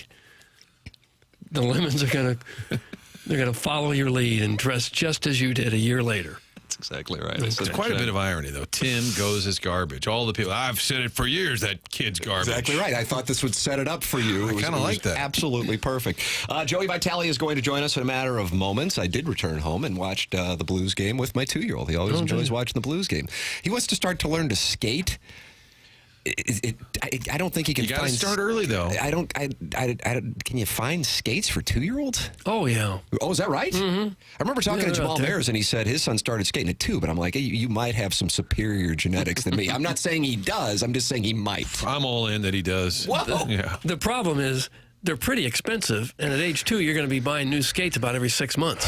Yeah, but if he has my growth pattern, he should be good for 5 years. He'll last a while. He'll stop at about age 5. And then you can borrow them on the weekend. God bless America!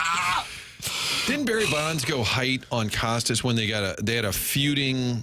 I don't know if it was an interview. Really? Yeah, about the steroid stuff. McMahon did. Oh, there was a steroid either discussion in person or via quotes in the paper, and Bonds made a joke about Costas's height. Is that right? And then Bob said, yes, when in doubt, reference a man's vertical issues or something. Oh, I like that. I made that up. We might have to get that dropped. I made that up, but along those lines. We'll find out on that. Jackson's looking it up right now, or he's betting on the under of the first quarter of the Miami-Duke game. Listen, first quarter bets are a ton of fun.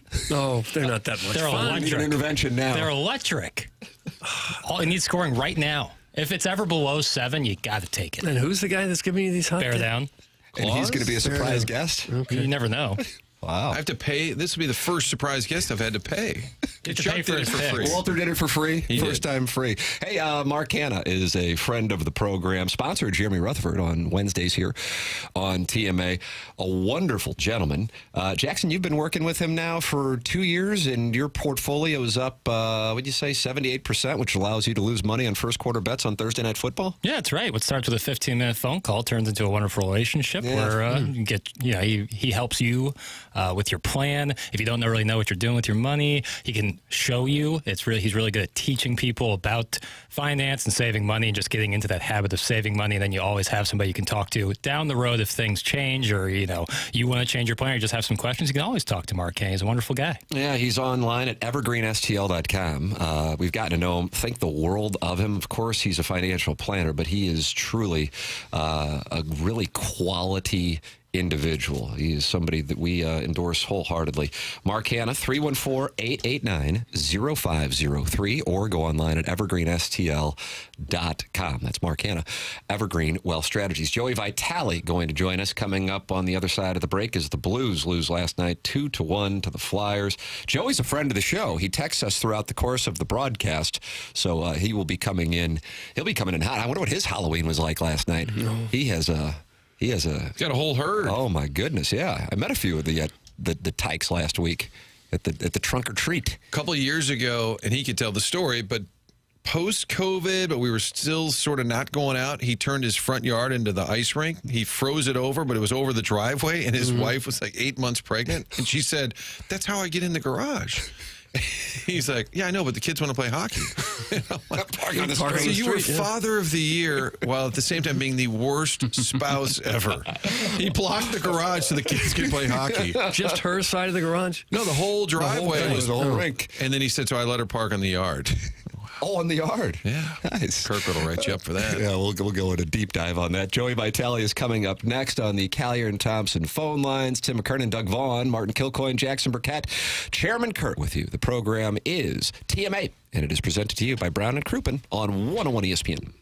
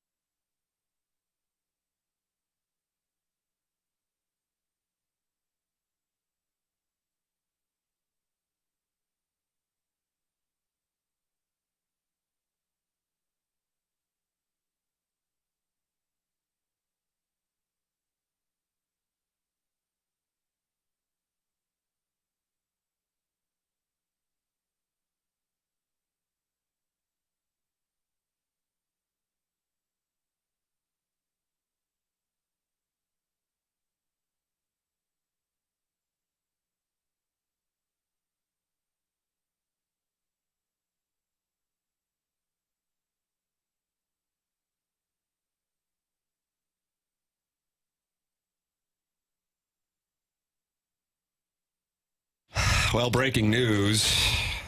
My mother-in-law is indeed listening to the program, and I was able to show Martin the picture of me, quote-unquote, dressed up as human garbage. Oh, gosh. But it was a garbage recycle bin. So the thing you'd wheel to the curb, Doug. That's exactly right. Giant, and it's a giant blue recycle. Now I have a visual of this. It scares me. My mom will text, I listened today. And I said, oh, those are the 3 scariest words. And I always say, which segment? Yeah. Was it the one in which Janet defended us against Who's Charlotte? this Adam? Or was it caller Adam discussing his switch to coconut-based lubricant? It's a wide delta here on the Morning After 101 ESPN. We're in the Fisher Window and Door Store 8 o'clock hour, and it is our pleasure to welcome to the Callier and Thompson phone lines, friend of the show, first supportive text on Monday. Told us he woke up with erect nipples, Doug. Remember that? You were like, man, that's awesome. I tried to forget it. Joey Vitale with us. Good morning, Joey Vitale.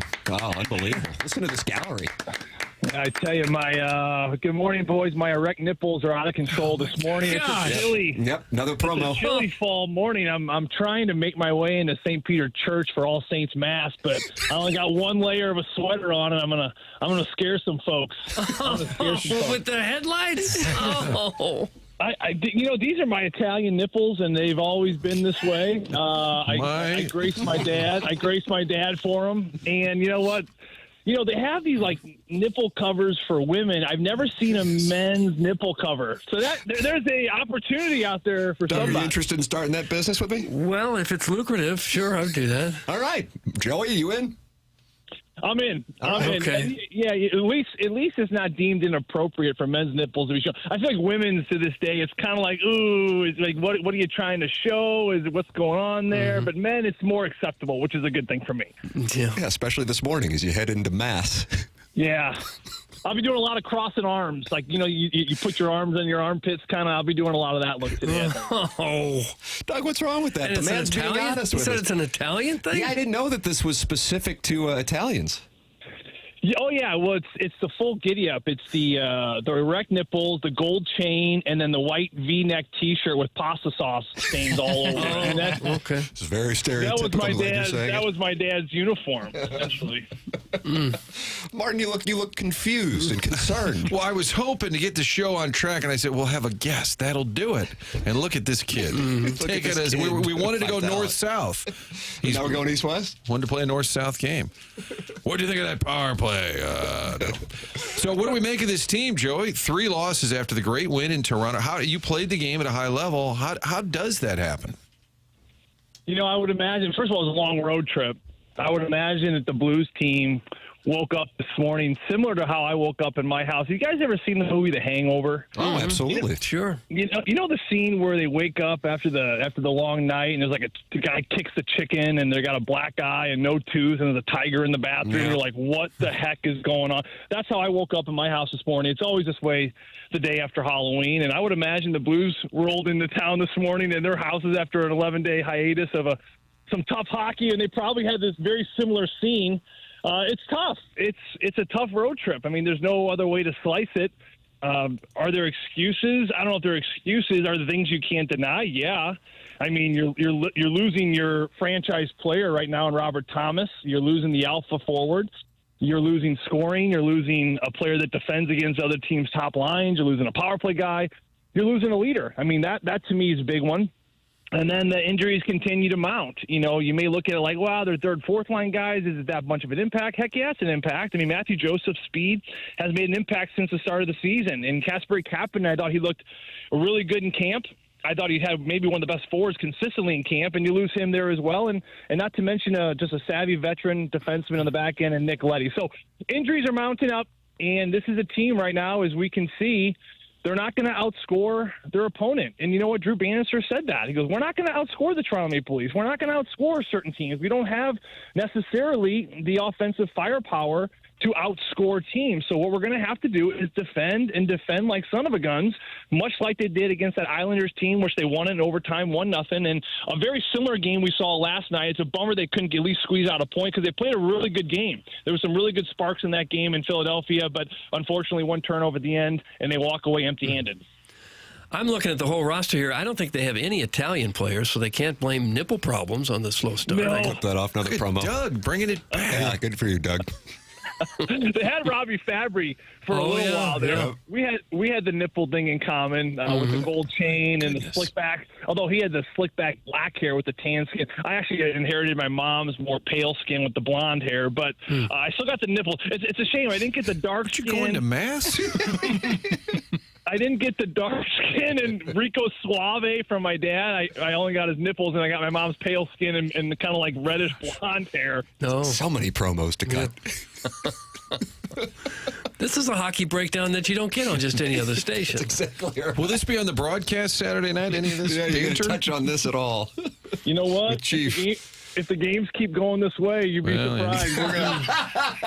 Third period. Well, Joey, Blues down 5-0. We'll have to talk it over. What do you think it's going to be like tomorrow at Enterprise Center? I think that's going to be quite a scene. It would have been nice if the Blues were coming in off of a win. And the Leafs are going to be particularly motivated, I think, in part because of the way the Blues handled them last Thursday night. Yeah, this is going to be a fun game. I mean, it's always fun when an original six team comes to town. The Toronto Maple Leafs, listen, they have rock stars on their team. I mean, the young kids, the youth hockey players all over the world now just worship these guys, whether it be Nylander or Marner, and certainly their captain, Austin Matthews.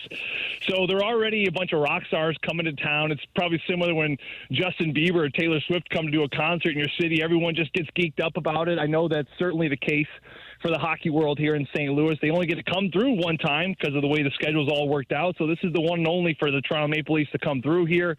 And then not to mention, as you mentioned there, Tim, he's coming back, or they're coming back with the Blues' former coach in Craig Berube, the guy that we know is the Chief, and he certainly got that team turned around in 2018. It was my first year in the broadcast booth. I'll never forget it. I didn't know what I signed up for. We were a bad hockey team. You let go of Mike Yeo. All of a sudden, you bring in Chief, who, when I was playing, he was an assistant in Philadelphia. Everyone knew about him.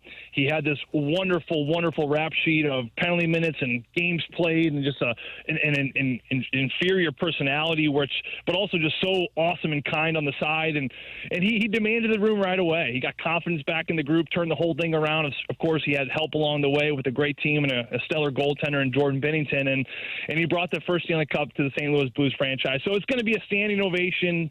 It's going to be a long first TV timeout, video tribute.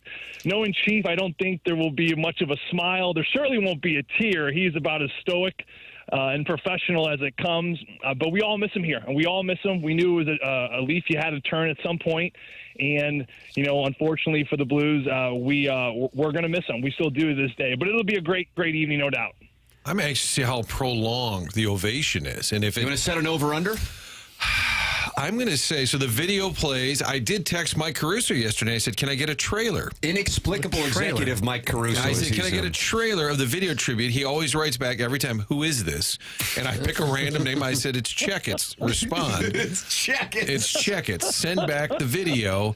Well, I think it may interrupt play. You know how the batter steps out in baseball? Mm-hmm. I'm serious. I think it'll interrupt a little bit of the puck will be ready to be dropped, and people will still be roaring. I think it's going to be extensive. I'll say 95 and a half seconds.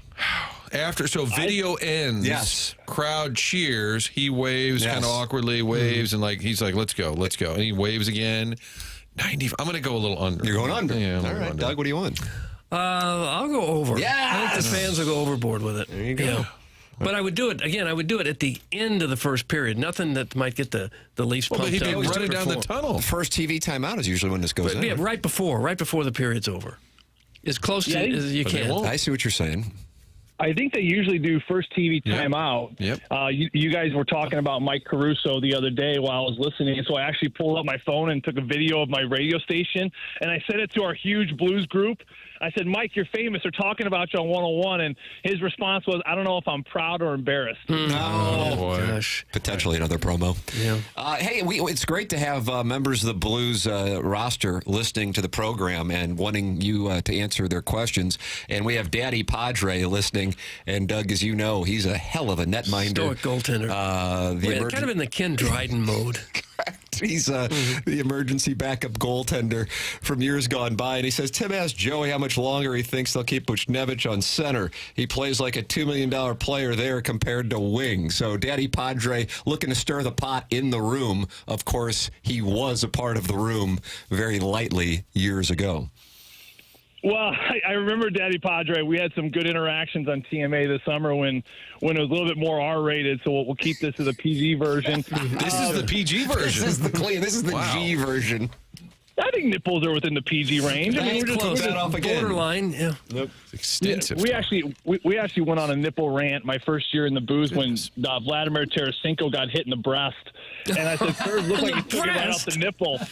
And I was like, nipples are funny because men have nipples, and what the heck do we need nipples for? So we got into this great discussion. And long story short, like, when like a sperm and an egg meet and there's like fertilization, the first 6 weeks of a zygote or however you want to say it, right.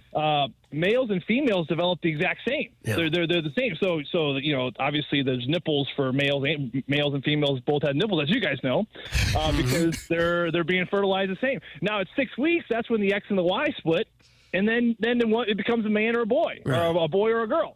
So that's where nipples come in for men. And what was the question? What was the question? Buchnevich at center endorsement for CBC, and that's the route he took. I thought he was explaining Buchnevich playing center. Oh, yes, Buchnevich. Yes, center.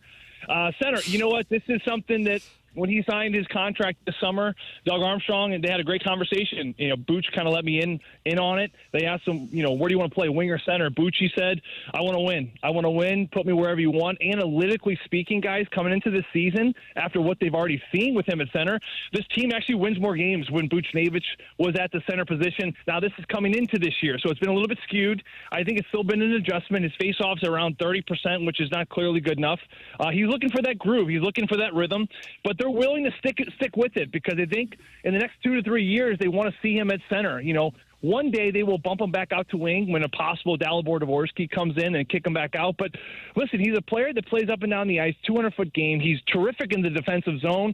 He's just looking for that rhythm, and I think sometimes you just got to give these things a little bit of time. And Drew Bannister, once again, keeps going back to putting him in the middle there because he believes in it so deeply. So you have to respect that. I'll tell you one thing the players just can't stand is when they go from center to wing, wing to center, left to right, right to left. They want some form of consistency, and that's certainly what they're getting right now with Buchnevich. All I can think about now are zygotes. Oh, my goodness. My nipples are hard. I am excited. Perfect drop from Jackson. Nicely done, Jackson. 6 weeks for the zygotes? Is that what you said? 6 weeks for the X and the Y split. Yeah, okay. That's why we all developed. All right. Joey, I don't think Tim knew the story how you froze over your driveway and your wife was pregnant. She couldn't pull in the garage. I hadn't heard that until Martin just shared it with us, Joey. Oh, yeah, that was a heck of a day. That was that Arctic blast we had about 3-4 years ago where I decided to build a rink in my driveway because it was the flattest spot. We have like a three-lane wide. It's not very long, but it's 3 lanes wide. So my wife, who's pregnant with our 5th, is like, what are you doing? I'm like, I'm bringing some carpenter buddies and we're building a rink. And she goes, well, how am I going to get in my garage? I go, honey, we're going to do the 2 lanes. You're going to be fine. You got the 1 lane here. You can get into the garage fine. And my carpenter buddies come out there and they start building it. And it's just not big enough, right? It's not big enough. So I go, guys, we got to blow this out. We got to go all the way. And they look at me like, did you ask your wife? I said, yeah, I talked to her. She's great with it. Everything's going to be just fine. She comes home and there is a rink taking up our entire driveway. And I mean, I'll never forget the image of her massive, huge belly. I mean, she looked like a whale. She was huge and swollen. Pregnant. She was so swollen and big, and she's like, I'm 8 months pregnant. And then, of course, I said to her, well, at least you're not an African elephant.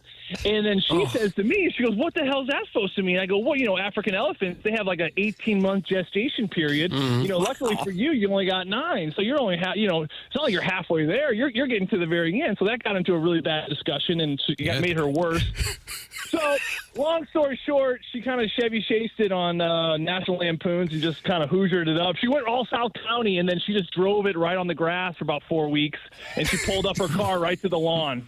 Neighbors had to love it. That's called going all South County? I really like that. Chairman Kurt, new T-shirt. We're in Kirkwood, and Tim, you're around our area. It's a beautiful area, sidewalks, wonderful families, and they got the Hoosier Vitalis that are parking in their grass on the lawn. I have a carport. I have learned more in this call than any other call we've ever had. It's the first day of school. It is. This Joey Vitale straight knows his biology. African elephants, the zygote community, wonderful parking tips for Kirkwood. This segment has it all, Mark. Joey's random knowledge it'll throw you. It's kind of like he gets in that Wikipedia where you just keep falling down a further rabbit hole. Yeah, you just keep going, and all of a sudden you're reading about African elephants. It started. He probably looked up career stats for Jeff Sanderson, and then all of a sudden he just falls down, just keeps clicking, and then there he is with an African elephant. It happens. It's informative, and it's timely, Joey Vitale with his timely takes as well. Joey, I know you got to get into mass with the erect nipples, but we appreciate the knowledge on a wide variety of topics here on a Friday morning. Thank you, fine sir. Thank you, boys. Hey, and it's a bad day. The Archbishop's here for All Saints, so I really got to hide these things. Oh, gosh, yeah. Yeah, don't let him see him. There he is. Hey, always a pleasure talking to you guys. I really loved your opening bit on Monday. The recognition, the acknowledgement of the people that were in your seats just, last week. You guys did a heck of a job, letting that go. And then, of course, you guys doing a great job with your show. Love the chemistry. Jackson Burkett, shout out to Jackson. He's doing a hell of a job. Look at that. Wow. Thanks, Joey. For Jackson. Thank you, Joey. Very kind. Boys. Appreciate it, brother. Thanks, There he Joey. is. That's Joey Vitale on the Callier and Thompson phone lines. It's pretty crazy how he's become part of the Blues fabric. He didn't play here, but now you almost look at him like he's a former Blues player. He didn't play for the Blues, made it to the NHL out of St. Louis, which is a great story. 7th year in the booth. Isn't that crazy? Goes by fast. I think Kerber's been the voice of the Blues longer than anyone else in the club's history.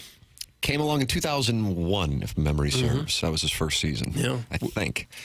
With John Kelly cumulatively? I don't think anybody's even close to Kerber. I think because Kelly had some years in, and then he came back. I'm just saying maybe as a voice of the Blues, combined years. That's a great question, Doug. Look that up. Well, it's not that great a question. Your information is welcome because we're crowdsourcing here on the program, and you can text it in. Air Comfort Service text line 314-399-9646. Joey Vitale with us. They're talking about the loss last night in Ottawa. Was he? And then also the in-depth talk on nipples. And his wife. Walking into church. While walking into church, and the Archbishop's there, too. Big day at St. Peter.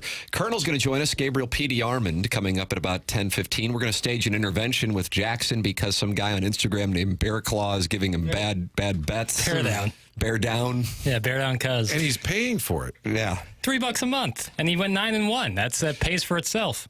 No endorsement, though. No. Yeah, it was interesting. That sounded like Yola right there. Email in for the Design Air Heating and Cooling email today. Who wound up winning the month in October? We don't know yet because Buck Swope forced a one-game playoff with the JV golf coach yesterday, Martin. Oh, unbelievable. Wow. Are they still counting the ballots? I thought that's what happened. Oh. We still don't have a winner. They each won 7 times in the month of October, so somebody will win the month of October today, and somebody will get a win to start the month of November in the Design Air Heating and Cooling email of the day. Send yours in the morning after at InsideSTL.com and be a friend of the Feather. Do we have drops of the week on 101 ESPN? Not this week. Oh, Doug. Why not? Oh, Doug. Just We add live more for those. fuel to the fire that the old TMA is gone and Jackson is turning us into Mike and Mike in the morning. I'll bring it back. It's like he's on vacation. Yeah. You on holiday? That's what it really feels like. That's enough, guys. Martin's going to step in. He's not going to let us go. Goofy. Call in. Be a friend of the Feather. Callie and Thompson phone lines 314-974-0101. Tim McKernan, Doug Vaughn, Martin Kilcoyne, Jackson Burkett with you on the program. Coming up on the show, Bill DeWitt on the Cardinals television situation and what their plan is. He's giving some dollar figures that they had not talked about before in an interview with BK and Ferrario yesterday. That is coming your way. In addition to Jackson has the Friday 6-shooter. He loves sketches. He loves bits. He is Jackson Burkett with the sun shining bright into his eyes on YouTube. Ready to blind You can work. see that on 101 ESPN's YouTube channel or the TMA STL YouTube channel. And talk it over. There's like a combined 300-400 people, and they're talking it over on the 2 different YouTube channels, so you can chat with the listeners as well. This is the Morning After, presented to you by Brown and Crouppen on 101 ESPN and the 101 ESPN and TMA STL YouTube channels.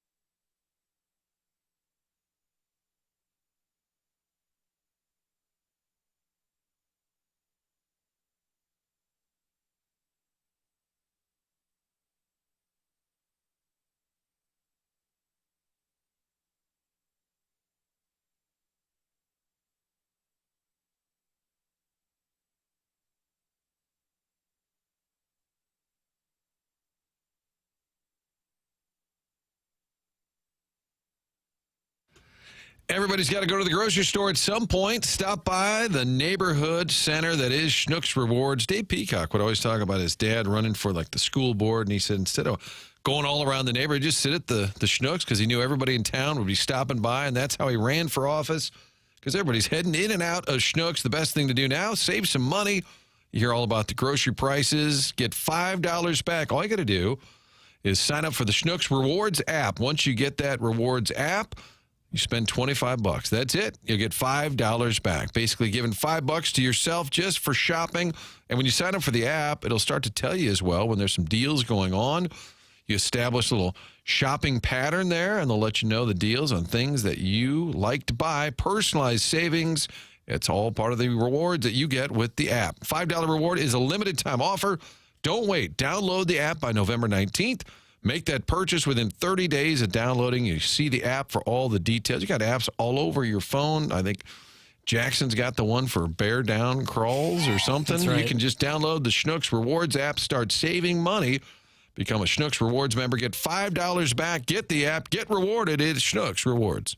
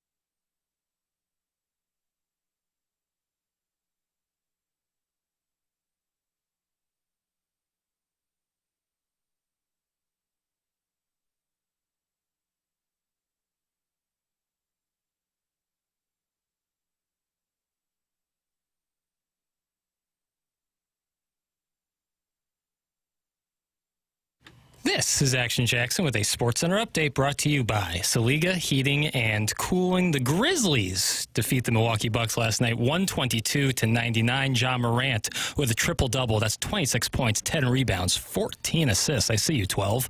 That was another Sports Center update brought to you by Saliga Heating and Cooling, an independent American Standard heating and air conditioning dealer.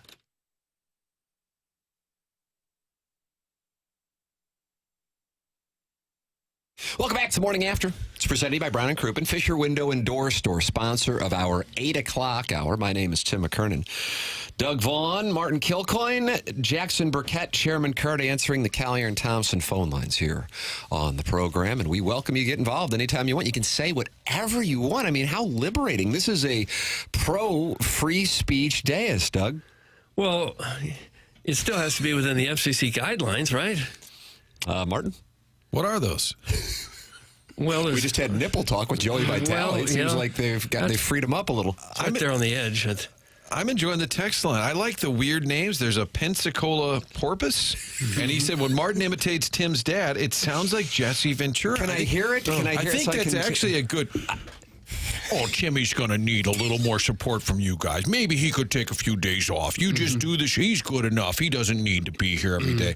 And there is a little bit of... I hear it a little bit. Jesse Ventura. It's the dentures thing that you've implemented, but I just don't... I don't think... This country's going to hell. And here's what I'll do. I'll move all of you to Mexico with me, okay? We'll grow our own hemp. We'll live off the land. Yeah, I think there is a little something there. So my father's moving to Mexico and that was Jesse Ventura. Jesse Ventura. I can't tell the difference. No, there's a big difference. And as far as names go, I'm not talking body of work yet, but I like the name Minute Bowl eligible. That's long time listener. That's pretty clever. He actually, and I don't know if he will mind me saying this, I don't think so, because he comes to our events, TMA Trivia Night, coming up in 2 weeks from tonight. Sign up at tmastl.com. He used to work at the Post-Dispatch. And he wrote the article when we were doing the morning grind, Martin, on Hoosiers and Hummers. Wow. Yep. And it was a huge story. You know who edited that story? Jackson Burkett. My mother. Jackson Burkett's mom. Mm-hmm. Yep. Proving on the Doug's point that only 12 people live in St. Louis. It feels like it sometimes. Doesn't it feel like you're about 1 degree removed from knowing everybody? Yes. 100%. That's why I think being single in your 30s or 40s in St. Louis has to be the toughest thing to be in of the top 25 markets in the country. Because you're going to know somebody who knows the person that you just met. That's my official play. And some of that is just because we don't tend to move around very much. You kind of live in your little community, whether that's... We have a caste system. Yeah, whether it's Kirkwood or Florissant and Chesterfield, and they're all kind of self-contained, so you don't travel all around. You don't go to bars 20 miles away or anything. And so you tend to see the same people all the time. Sometimes you go downtown to see a game, and then you hustle right back to your home. It's like a bunch of small towns glued together outside of a city. But everybody's meeting on the apps now, right, Jackson? Yes, absolutely. What were you doing? I got emotional. I got emotional. I don't know. Of John Morant? No, there's some air in my esophagus there, but I'm feeling good now. John Morant is one of those great questions. Charlie Marlowe and I would do these quizzes, and it would be things like, "What team is Tommy Pham on now?" And you could you'd struggle with that. Yeah. And then John Morant would say, is he suspended or not suspended? And you'd have to guess if he's in the league or not. Until you said that, I wasn't sure. Oh, yeah. A little triple-double action last night. Martin, you're going to have your first experience with Mr. Licks right here on the Callier and Thompson phone lines. Mr. Licks, welcome to 101 ESPN. Thank you, Tim. You're crushing it. Thanks, Thank brother. you, sir. Okay. Gosh, it's right up the hop. Easy, Doug. Okay. I've been told I won't be fact-checked or live fact-checked on this call. Jackson, what you did to Janet this week was uncalled for. I don't appreciate that anti-Catholic. As a Catholic myself, I stand with Janet. We faced an unprecedented amount of discrimination. Oh, for heaven's sake! Good for you for saying it, Lex. Very brave. Sort of discrimination. Voice cracking notwithstanding. You ever been to Charlotte as a Catholic, Doug? I've been to Charlotte as a Catholic, as a Presbyterian. Well, you don't know what it's like. Just walk down the street, people start yelling at you? Yeah, they do. Spit at you. Okay. Yeah. For you, Licks. Hey, quick shout out to VIP Pat. He hooked me up about a month ago. Just want to put that out there. Nice comment. Very relevant to all the people listening. Hey, I feel like I have to move so quick when I'm on 101. I'm going to keep going. Pick up the energy. Hey, when I don't like when you order a cheeseburger with bacon on it, and they put like 2 giant strips of bacon, but they just form an X that lays over the patty. And then you've got like 4 nubbins of bacon that just stick out like by themselves. And it's just, I don't like that. I want that to be fixed. Can't you take the bun off and fix it yourself? I shouldn't have to do that. I'm the customer, Doug. Okay, well, it's not much work. Well, it's not that hard for them. They're already getting their greasy fingers dirty, putting the bacon on there. The least they can do is cut it in half and lay it. I want the burger proper to have full coverage of bacon. Okay. Here, a gentleman enjoys a dry rub once in a while. Martin, that's Jeff Ablin right there. Yeah. Friend of the show. FOTS. You want Jeff to come in? I'll get him to come in. Oh, yeah. That's a good call. Yeah, we've had him in. We've had him in. Yeah, he's a lot of fun. Mm-hmm. Could have been a good game show host. Oh, yeah. Hey, Martin. Yes, sir. I'm a big fan of yours, but I'm trying to. So when you agreed to do this show, your feels like a Caesar call. Your sticking point was really like you didn't want to sit in the chair for another hour, or what was that? Oh, I've got things that come up a lot in the 10 o'clock hour. Mm-hmm. I've got TV duties usually, as far as they know. I thought, is local TV on before noon? Before noon? No, we're out gathering. We're out gathering information so that you can be entertained later in the day. You think that soundbite from Buchnevich just gets dropped on my doorstep at Fox 2? Listen here, Licks. We got to go out and get material, okay? Have you covered Danny Ann's yet? Andy Ann's, the new pretzel shop in downtown St. Louis? I thought you said Danny Ainge. Oh, Danny Ainge. Lex, are you there? Are you calling on a satellite phone? You know what? I just want to say, no, we get bad cell service in Ladue. Hey, shame on this audience. I want to make sure I say this. Shame on this audience for giving Tim trouble this week, okay? They're about the new show not being good or whatever, not enough this type of talk, whatever. Mm-hmm. I don't get, the audience and the rest of the dais, quite frankly, does not give Tim enough credit for his ability. I agree with this call. Now I know why they call him Licks. I get it. Mm-hmm. I just you're the funny guy, huh, Martin? Sounds like you're licking boots to me. You know what? I got to go. I just want to leave you with this. God bless private equity. And by the way, Warson Woods Wackos got no clubhead speed. See ya. Sorry to bother you. God, way to get a shot in on the way. Yeah, the clubhead speed shaming. That'll hurt. Yep, that'll leave a mark. Leave a mark. Man, Mr. Licks. How do you spell that? L-I-X. Oh. L-I-X. He prides himself on being very wealthy, talks about living in Ladue, and some of our listeners thinks he's in the carpool line at Our Lady of Pillar when he calls in. So you'd think Ladue would have better cell service.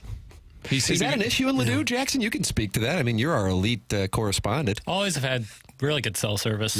All of that. I never really lived in Ladue. Yeah, not exactly Ladue. Yeah. Close enough. You're doing your best. You would think Licks could afford something better than Mint Mobile. That's from Doug's Prison Wallet. I don't believe they're a sponsor. Licks, hang up. You're late for work. Who's going to make the moons over my hammy? That's from Swayze Possible Burner. Jackson would save the accounts, and you thought Swayze, named after Patrick, was a possible burner, and so that's still in his text name. I probably moved off that now, but it's a nice name. Burner for who? Demoff? Who is the burner? That's a good question. It is a good question. You know what's a good question? Do you feel a little sluggish? Nice. Kind of losing your edge? Boy, did you catch that segue? I did. Wonderful. That segue was brought to you by Mentality. You can find out more at lowtusa.com, but for all of our... I'm sure Licks has got it all figured out, but for the rest of us, losing our edge a little bit, I'm talking energy, focus, sex drive, all of it, it's related to your testosterone. Real simple. Go to lowtusa.com. First step is just making the effort. I know you're tired all the time. Figure it out. Go to lowtusa.com. Enter the promo code RISE, R-I-S-E. Unlike those online services, Mentality will offer in-person consultation. Tell them your story. They've treated over 25,000 men. It's all FDA approved. There's a lot of weird stuff that are gimmicks out there. This is FDA approved. personalized treatment plans, ongoing support. Attack that fatigue and low energy, low testosterone. A lot of times you're walking around, you don't know what it is. It's low T. Mentality Health can get you up and running again. Go to lowtusa.com. That first step really is making the call, making the, what would that be? It's not a tweet, it's a text. You just get online.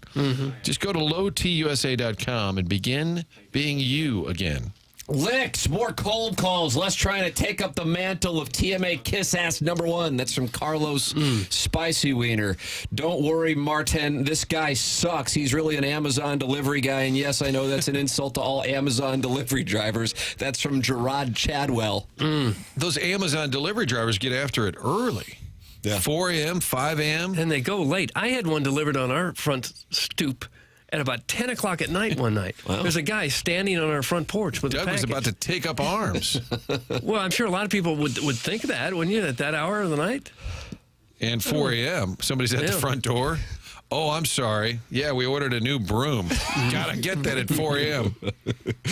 Send your emails to Design Air Heating and Cooling email of the day. Buck Swope and JV Golf Coach will settle the month of October. Jackson, will you be sending over the Papal Conclave vote for Martin and Chairman Kurt, Doug, and myself today for the Milagro Tequila Listener of the Month?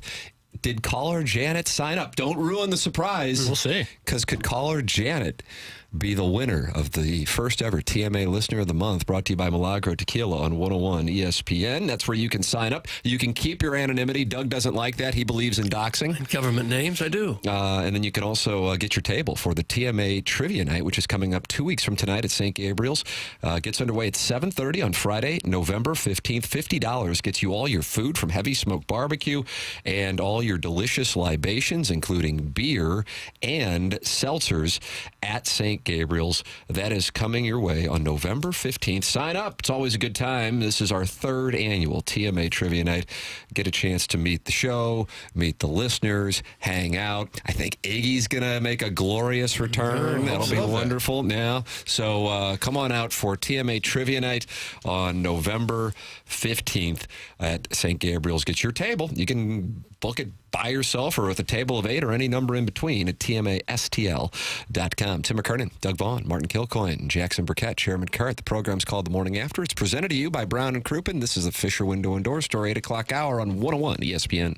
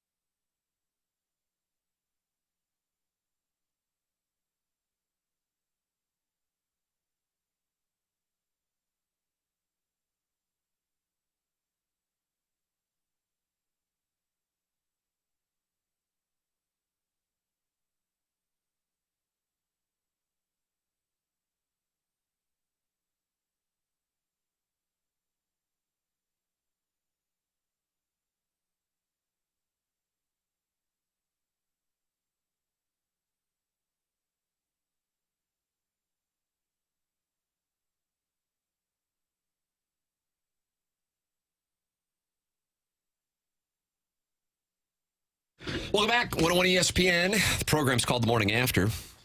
Doug, do the kids call it TMA? Is that what they call it? I don't know what the kids. Hopefully the kids aren't listening. It's on 101 It's a little ESPN. blue. Hey, we can't help what Joey Vitale says. No, I know. He brought it strong. Yep. Martin Kilcoyne, Jackson Burkett, Chairman Kurt is back in here. You saying Alan is on the Callier and Thompson phone lines? Yeah, Alan wants to talk about the new show. Okay, Alan wants to talk about the new show, and we're not filtering here. I'm going to read. My early read is not a fan. Well, playing the numbers. Good morning, Alan. Welcome to the Morning After. Oh, good morning. I am a fan, Martin. Sorry. I miss Iggy, man. I feel bad for Iggy. So we all do, brother. I can assure you that. Hey, I got a question. Did you guys, when you guys went on the air last Friday, did you guys know what was going on, or was it like after the show? Yeah, well, the conversation started a long time ago, but we didn't know. Jackson and I were talking about it even late last week about what to do, what was going to happen. It was not a day that anybody enjoyed, and I'll be real honest, I'm not speaking for everybody here, but I'm not necessarily even over it now, even after doing the show for a week. I'm hopeful that whether we work with Iggy be here or do something in addition to doing this show, that we'll be working together again. I think Iggy is as unique of a personality that you will find in radio because he, as I know I said it on Monday, and I said it on social media as well, but he is unapologetic about his opinions and the life he has led, and not hesitant to share those stories, and you won't find a lot of people like that. So that guy is one of my all-time favorites, and I know a lot of people in the audience feel that way. All right, well, thanks, Doug. Hey, Doug. Yeah. Suck my balls. Put him down. Oh, wow. Put him down. Oh, I didn't see that coming. And I think Jackson dumped out of it. Yeah, just be safe. Well, I think that's the right choice. I don't think that was necessarily really a brave move. Oh, that would almost knock me off the chair. But you did say Iggy is he going to be at the trivia night? That'll be for all the listeners. That's a great farewell get together and maybe open some doors. Go to his cameo as well. He's doing cameos. Yeah, he does the cameos. He's doing a YouTube channel.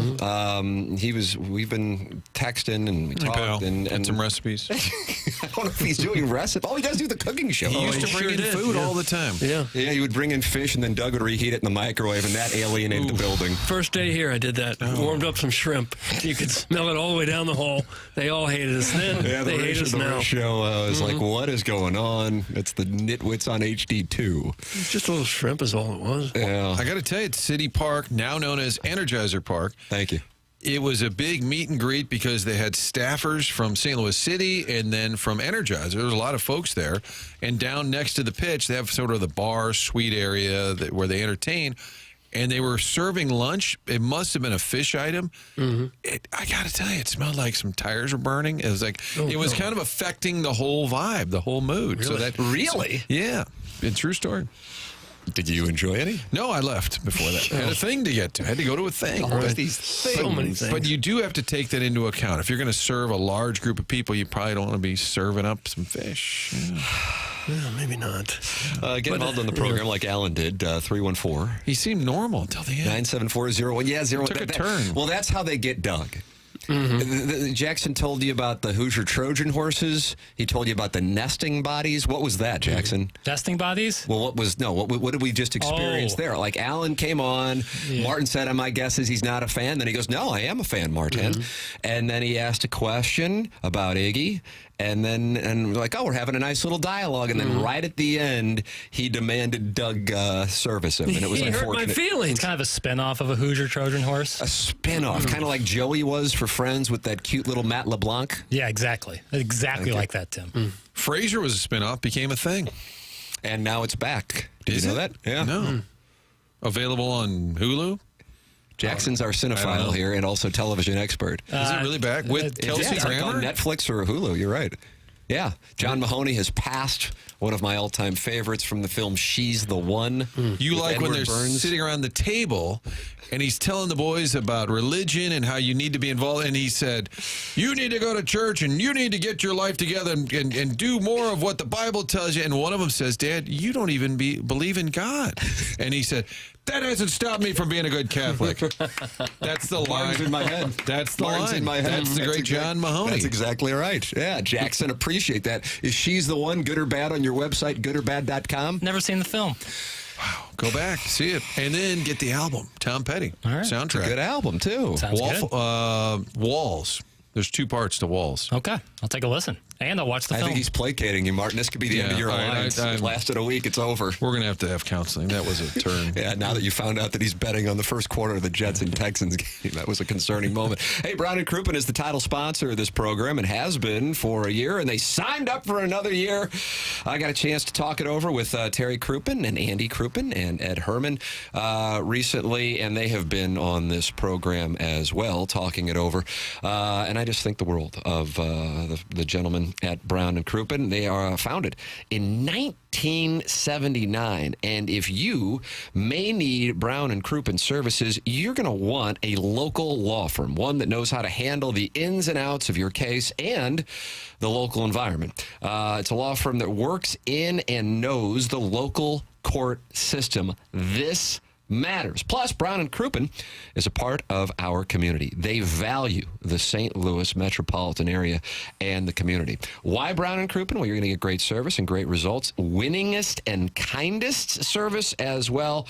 They're going to be a strong voice and an advocate for you as well. They have the power, the resources, and the ability to do what you need to do for them and what they need to do for you, and that's get every cent you deserve for the terrible thing that was done to you. So here is what you can do. Call Brown and Crouppen at 314-222-2222. That's 314-222-2222. Or go to brownandcrouppen.com. That's brownandcrouppen.com, 314-222-2222. Make sure you let them know you heard about it on TMA. Remember, the choice of a lawyer is an important decision. It should not be based solely on advertising. Past results are no guarantee of future results, and every case is different and must be judged on its own accord. We have the Design, Air, Heating, and Cooling email today at 10:45. We have Gabe DeArmond on the weekend coming up in college football. Plus, there has been a concerning development for Missouri fans and Eli Drinkwitz just over the last 24 hours. And I am intrigued to get the Colonel's perspective on this. We'll tell you what it is. Oh. And then Jackson's got games for us to pick, and then we're all putting in $10,000 a piece. Yeah, that was my original idea. Well, if you guys Jackson want to do more, bets $100,000. He lost $100K, I guess, with the juice, $110,000 last night on that Texans Jets first quarter. So I said, "Hey, we can't afford that," and he goes, "Fine, we'll do $10,000." He kind of rolled his eyes. Yeah, and I'll float you worst case, but $10,000 a piece on each game. Well, I charge Vig in a big way. Yeah, that's how he kind of keeps the money in the community. So, the community being the Horton Watkins community. And we all get dragged into this whether we want it or not. That's correct. It's part of the gig. Yeah, unless your kneecaps want to meet steel. How many games?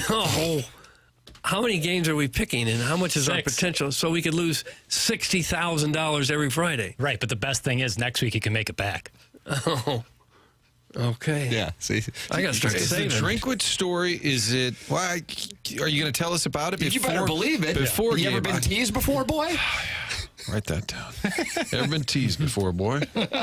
That's coming up here. It is TMA. It's presented to you by Brown and Crouppen.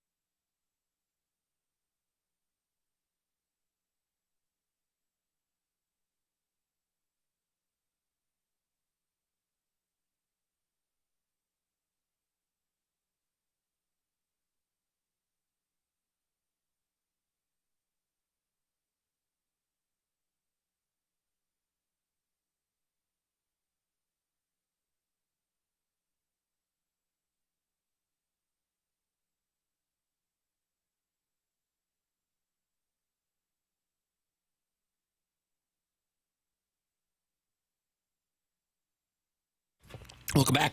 Morning After. 9 o'clock hours brought by 5P Academy and Hustle and Hearts Sports Performance. Tim McKernan, Doug Vaughn, Martin Kilcoyne with you. Jackson Burkett is on the ones and twos, and you can call in like Alan did in the previous segment. Callie and Thompson phone lines, 314-974-0101. Just want to text in, that's fine. 314-399-9646, and the YouTube chat. If you find yourself uncomfortable in either the 101 ESPN chat room or the TMA STL chat room, then switch over, and maybe you'll find that neighborhood is more conducive to your worldviews. You like that idea? I think that's a fine plan, Tim. Yeah, it's a unifying plan. Okay. All right, Gabe Darman's going to be with us coming up in the 10 o'clock hour, and he's brought to you by James Carlton of the Carlton State Farm Insurance Agency. And while Missouri fans are mostly in mourning over the 2024 season that still has 33% of the season remaining, there's some news for two teams that are competing in the biggest game of the weekend, Ohio State and Penn State. And not only are they playing, but Missouri five-star quarterback recruit and commit Matt Zollers announced yesterday that he is taking a trip to Happy Valley to see Penn State play Ohio State. He says he still remains firmly committed to Missouri, but for the record, before he chose Missouri, he had Penn State in his final three. Doug, should Missouri fans be concerned? Yes, of course you should be concerned. Yeah, why wouldn't you be? Yep. I don't think he's going there just because there's a good game there this Saturday, tomorrow. Mm. I think he's going there to take another look, or maybe they're going to offer him more money. Who knows? I think if you're firmly committed, you wouldn't go to take any other visits, would you? You just stay with where you're at. It's got to suck to be a head coach, even though you're making millions of dollars. Every kid that says they're coming is one phone call away from getting a bigger check. The good thing is Mizzou is set at quarterback for years to come, so you don't have to worry about this at all. Who else they have? Well, the kid that, the other kid that signed, and then the one that wants to come here. But some of the youngsters Pine still has some eligibility. Sam Horn, he likes that baseball. He does like the baseball, and he had a little surgery. Well, he should like the baseball. He throws like 96, 97 miles an hour. Wouldn't you want that to be your future rather than probably not make it as an NFL quarterback? Yeah, I don't know why is he playing football at all. Well, he hasn't now for the last couple of years, and he was supposed to be the guy. For the record, Zollers told 24/7 Sports that he is set to make the visit, and he alerted the Missouri coaching staff of his decision to make the trip. James Franklin, Penn State head coach, was at Zollers High School during a recent bye week to check on him. Check on him. What does I that want to mean? let that one breathe and to try to get him back on campus for a visit. He is the number 7 quarterback and number 53 player overall in the 2025 recruiting class. Penn State recruited Zollers hard after offering last fall, but he opted for the SEC and committed to Missouri in early April. He's a 6'3.5", 205-pound quarterback. And Franklin was at the school to try to get him visit for a game. And now he is going to go to easily Penn State's most glamorous game this year against the Buckeyes tomorrow at 11 o'clock. So Mizzou should send James Franklin, former quarterback, to kind of counter their James Franklin, and then he could say what it's like to play at Mizzou. And confuse the guy. Say, hi, my name is James Franklin. I think you ought to stay at Mizzou. Well, Penn State is much better off right now. It's a much better team. How do you argue that Mizzou's a better place for it? If you're the kid? If the money's going to be about the same, if the chance to play is about the same, and you're going to a school that's got a much better tradition and doing much better this year, what's Mizzou got to offer? Well, that's it. Playing time. You'd have to look, and I don't know the Penn 100%. State depth chart. We'll get into that in the 10 o'clock hour. But if you can come in at Mizzou, you could play right away His path to QB1 could be pretty clear. I know he's injured right now, but I think that's your biggest seller. For kids, if the money's similar, and I think they care about programs and traditions, certainly uniforms are a big part of it, but playing time has still got to be right up there near the top. And I would think Mizzou has that to offer right now.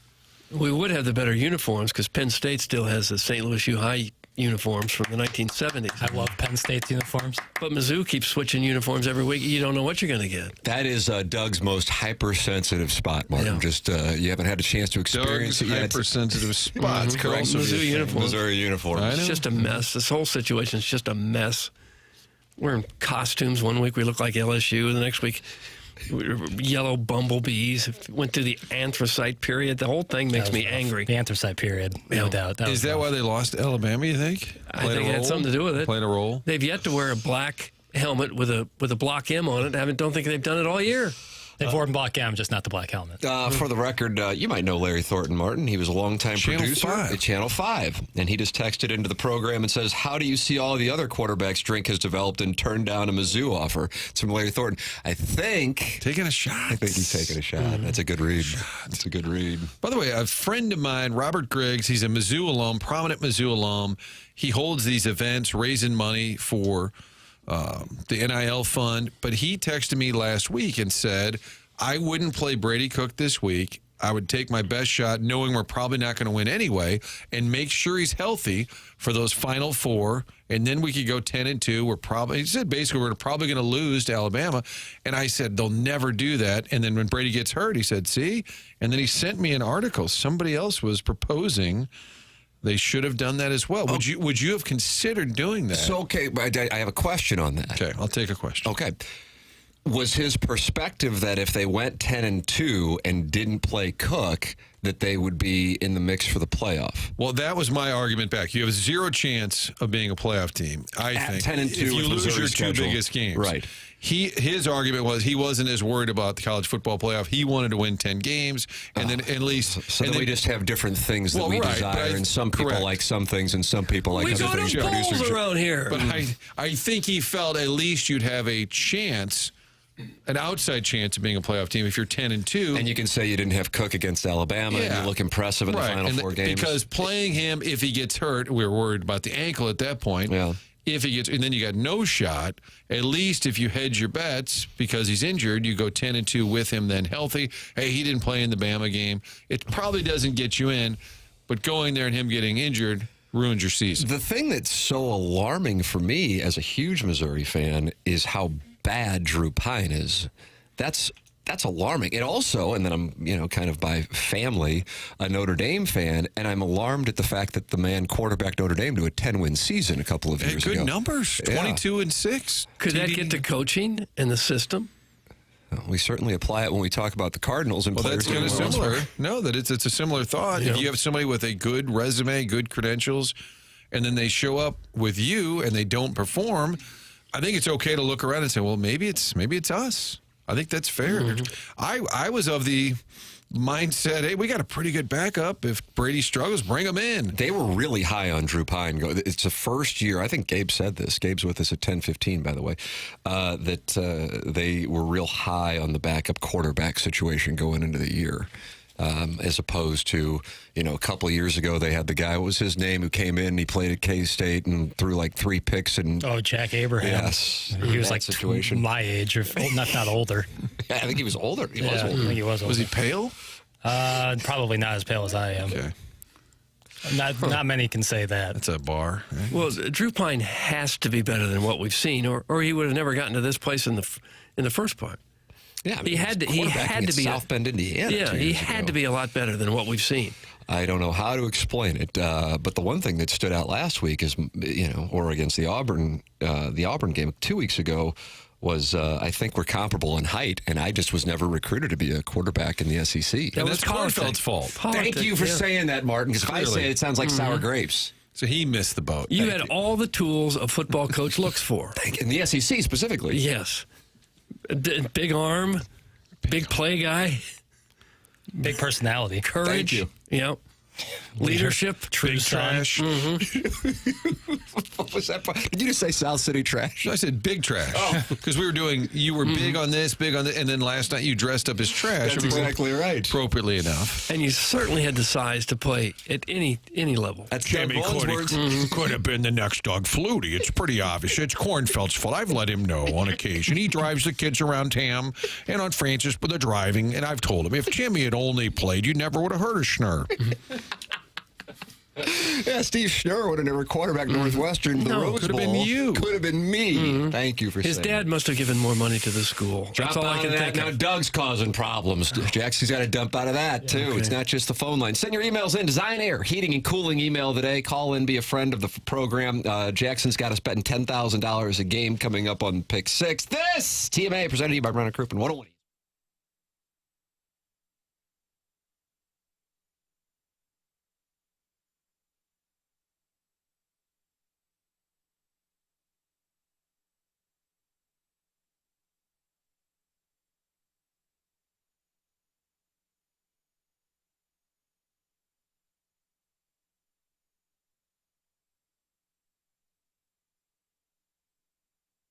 James Carlton's my insurance agent, was telling you about how good of a guy he is and how wonderful a business he runs. And now here is James to talk it over with us. Big Missouri fan. James, what do you think? Martin had the idea that from one of his listeners that maybe they should have sat Brady Cook last week. What do you think about that? I don't think it would have mattered. That's what I think. There you go. I do think the defense really played with their hair on fire for about a quarter and a half. They did. Turnovers. I agree with that. Yeah, and there were 3 drives in a row where Bama had 13 plays for 13 yards. I mean, that's about as good as you can do against Bama. I don't know who's more upset, the listeners with 2 forced Mizzou segments in 1 week, courtesy of me, or Gabe has to come on twice in 1 week, courtesy of me. I apologize to the listeners and to Gabe, so my apologies up front. Look at that. A little apology from James Carlton.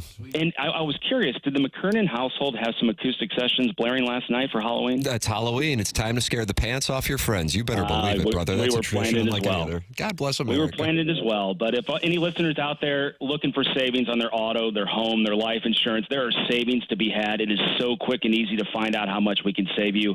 Go online at carltoninsurance.net or call or text 314-961-4800.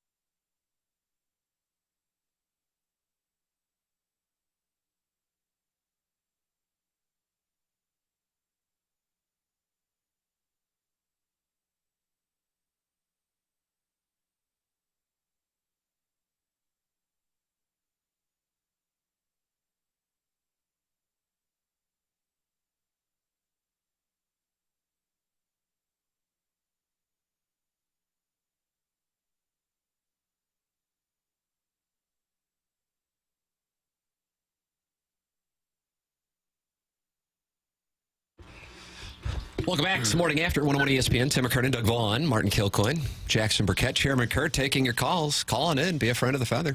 Anything and everything's welcome. Just don't ask Doug to perform services. Please, no. I'm begging, no. That's more of a... You like to do that on Mondays? Well, I'll do it any time that the call comes in. I'll have to beg again. Oh. 314-974-0101. Design Air Heating and Cooling email of the day at 10:45. Gabe DeArmond, 10:15. And right now we are going to make people money because Jackson has selected 6 games for the Pick 6. Oh, That's right. I like some games this weekend. I should have just broken in and given people the Jets minus 2.5 last night or 3. It didn't matter. They covered either way. I like some games this weekend. I make picks. You make money. I make picks. You make money. Ladies and gentlemen, from Horton Watkins class of 2016, Jackson Burkett. All right, we have the Ole Miss Rebels heading to Fayetteville. They are 7.5-point favorites. That game kicks off at 11 a.m. Ole Miss at Arkansas. Martin? Am I making a pick? Yes, Is that sir. what this is? Gosh. I didn't know if we were in general banter here. Light and I'm going to take Arkansas to cover. All right. Those scrappy hogs. Doug, who do you like? Yeah, I'll take Arkansas as well. All right. Scrappy hogs. Ooh, I don't have a strong opinion. I got to be transparent. No. Doug, this would be a 1.5 unit play. Okay. I will go with Hottie Toddy, good God Almighty. But what I would tell you I really like is the over of 52.5. I think that's what the number was because I was looking at that. Yeah. I think it's right around that number. Yeah. I love home dogs, but I really love home hogs. Give me Arkansas. You just wanted to say that sentence. You catch that? That's the whole reason we're doing this game. All right, Minnesota at Illinois. Minnesota 3-point favorites over ILL. That's an 11 a.m. kick in Champaign. I'll take the Illini. Come on. Yeah, it's bounce back game. Right. They played some tough opponents. I think they can handle the Gophers. Well, I'm right there with you, Martin. I'm going Illinois. I don't like these There golden goes Tim. Gophers. Go Oppo. You can't go all three on the board. It's the same reason that I actually did bet on the Jets last night. And I saw Scott Van Pelt do his winner's segment. I don't know if anybody else watched that. I love do you like SVP SportsCenter, Martin? It's the only SportsCenter that I really watch at this point. I don't see it a lot, but I do. I like Scott Van Pelt. That's when I wake up and I watch that. And he's been hot on his winners. Stanford Steve's had a big year on game day, too, after a terrible year last year. And I saw he had the Minnesota-Illinois game, and he said, Minnesota -3 against a ranked Illinois team in Champaign. I'm taking Minnesota, and the reason is the number looks weird. I'm taking Minnesota. Logic would dictate Illinois. That's my reasoning. I'm also leaning into the stink, as they say. You like I'm going to that, take What in the world are you It's talking a stinky about? line, and I'm going to take the stinky line. I'm riding with the Golden Gophers. Next up. That Pat Bryant is injured for the Illini. A good receiver. That could be a fact. Oh, look at that. I didn't want to drop Illinois knowledge, but I got a little bit. I like that quarterback, though. Neutral site game here. We have, they used to call it the world's largest outdoor cocktail party. No longer. Yeah, that was offensive. Doug actually led the charge to change I was it. really bothered You're by promoting drinking among those kids. Georgia, Florida, neutral site game. Georgia is 14.5-point favorites against the Gators. What happened to Florida football, man? Billy Napier. Think about it. I'll take Georgia to cover. I think Georgia. You sometimes give the audience assignments, and that sounded like an assignment. Georgia will stomp a mud hole in the Gators. I'm going Georgia. I legitimately like Florida. Oh, here we go. I really do. Are you keeping track of all this, Yes, Jackie? sir. I really do. I really do like Florida here plus 14.5. Okay. I mean, keep in mind, 2 weeks ago they nearly won in Knoxville. Should have won in Knoxville. Okay. I don't know what the high on Tennessee thing is. I think they are overrated, and they just beat up on Kentucky. I'm on the Gators in 14.5. I don't think they necessarily win, but closer than the experts think. Doug, you like that? Closer than the experts think. Yeah, I think the Gators figure out a way to backdoor cover somehow. Matt Kuchar, top 10. Yeah, give me the Florida Gators. Then we get Texas A&M heading to Columbia, South Carolina. They are 3-point favorites. It's a 6:30 kickoff at what they call the Willie B Stadium. Keep in mind, there's only one Columbia. That's in Missouri. I wasn't listening. Who is South Carolina? Texas A&M at South Carolina. Doug's getting frustrated. I'll take Texas A&M. I'm sorry. I hate to bet exactly as Martin's betting, but it just 'Cause makes you'll sense to lose. me. And I love South Carolina. Matter Texas of fact, A&M. nothing is sharper. Nothing tells you a guy's a great gambler than having a 6-game parlay.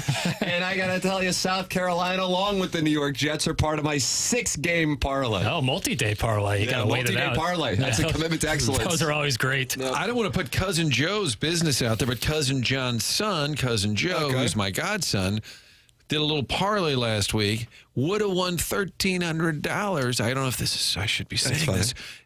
And he lost it on that tipped Washington ball. Oh no! If the Bears win, he banks $1,300, and that was the play that did him in. No Again, I'm making up the way. names, the people involved. These are not real people, Of course, fictitious. that is but because that when I saw that, I wondered if it impacted any gamblers. I got with it. a big play. It was Cousin Juan. It was not Cousin Juan, John. right. Yeah. Just to differentiate, sends me a text and says, "You wouldn't believe that pass cost Holy cousin crap. Flo. I'm on Texas A&M. I think they got their eyes set in the CFP. All right, you finally differentiated on me. Yeah. Way to go, Jack. Yeah. What might be the best game of the night? We have undefeated Pitt heading to Dallas to play SMU. Pitt Well, is you're really overselling this one. Is this on Fox and Martin? This is an undefeated and a one-loss team. I understand. We don't watch these games. Beneficiaries of schedules. Pitt is a 7.5-point dog on the road at SMU. Well, my good buddy Dick Ford was a Pitt guy. He loved watching the Pitt. Dick Ford. I love Dick Ford. I did the eulogy at his funeral. Oh, did you Out really? of nowhere. And I said, I don't think that's going to be acceptable to most of the group. And they said, no, do some jokes. And I was like, really? And then the priest got up there after I talked. And I was serious, but I also did a few jokes because they wanted me to. And the family said, do his voice as well. And then the priest gets up there after me and said, well, we're here to honor a great man, and there's plenty of funny stories, even though Martin kind of got a little off track there. Oh! That's what the priest said over at Lourdes. Oh! And the whole mass, I'm saying to Kim, my wife, I said, what's he talking about? I did exactly what they wanted. What's he talking about? Well, that ain't cool. So he's scolding you. He kind of scolded. No, I had to sit. That was the beginning, was the eulogy. The whole mass, I had to sit there and say, well, you got a lot of nerve, pal. Don't worry a bit about it. He doesn't know the stories the way you do. You go ahead and tell them again. Dick Ford wouldn't care. He wouldn't. But he loved those Pitt Panthers. So I'll pick Pitt in honor of the great. This is like Dick. college game day. Where we're picking teams based on people we know who went to school. I don't get to watch as much SMU football as I'd like, but I do. I know someone who goes there. Oh, is that right? Oh, yeah. So based on that, you know some old money. I'll take SMU. All right. 7.5. I'm taking Pitt. I think there's a chance they win. And then I get 7.5. The thing that scares me, Martin, is SMU was still able to win, even with 6 turnovers last week at Duke, as you know. I'll tell you something. Pitt would kick the snot out of Mizzou. He was a proud Pitt guy. So Panthers, Tony Dorsett. I don't think it's a big game. Is it on the CW? We're a big, feels kind of CW-ish. ACCN. It's on the ACC network. I think, but we just were told it was the biggest game of the weekend. No, I can still have that one coming. I'm on the Mustangs, by the way. The biggest game, the actual biggest game, is the 11 a.m. kick. Ohio State at Happy Valley. Ohio State 3-point favorites. I'll take Ohio State. I like the Buckeyes. And then Matty Zollers will come home. Yeah, I'll go Ohio State too. Oh, this is dangerous. We're all on Ohio State. Are you? I'm on Ohio State. As am I. Uh-oh. God, we got to go. We got to fire a bullet on Nittany. We got to fire a bullet on Nittany. We already know what's going to happen here, Doug. Anybody been to Penn State? I wouldn't mind going to a game. I've never been It's there. hard to get to. Middle of nowhere, apparently. Yeah. Is it literally in the middle of Pennsylvania? It's like in between Pittsburgh and Philly. Wow. I think some teams, even it's an airplane issue, like you might have to fly into Pitt because there's not a big enough airport. I'm not positive about that. Yeah. Jim Haslett coached there for a year. But I love the name of the town, State College. It's a Is that random- right? Yeah, he was out of the NFL for a little while. And 1 year, he was like a special assistant at Penn State. And I called him. I said, what are you doing? He goes, it's hard to get here. Like, why are you doing it? Hopefully not when Paterno was there because they had some issues in the locker room. No, I heard about that. Oh, boy. Doug, you don't know anything about design, air, heating, and cooling, do you? I You do because Yes, you're a I do. client. Yes, I am a client. They've been out to my house. Seth Goldcamp has been to my house. Some of his technicians have been there. Got my furnace fixed up real nice like. It's a 4th-generation St. Louis business. Seth Goldcamp and his family have served over tens of thousands since 1904, and they are the longest-running TMA supporter and advertiser on the show. They're very proud of that, and we're proud to have them. They're best known for their honesty and going above and beyond the call of duty. You know what else they do? They put on those little booties over their shoes when they come in your house. They know it all. They're just outstanding people. They'll never upsell you, try to sell you something you don't need. They'll always give you exactly what you need to fix the problem if there is one. That's how they train their employees, and that's how they'll treat you. They take their reputation very seriously. Their website, easy to navigate with convenience of online scheduling. For all your heating and cooling needs, choose Design Air Heating and Cooling.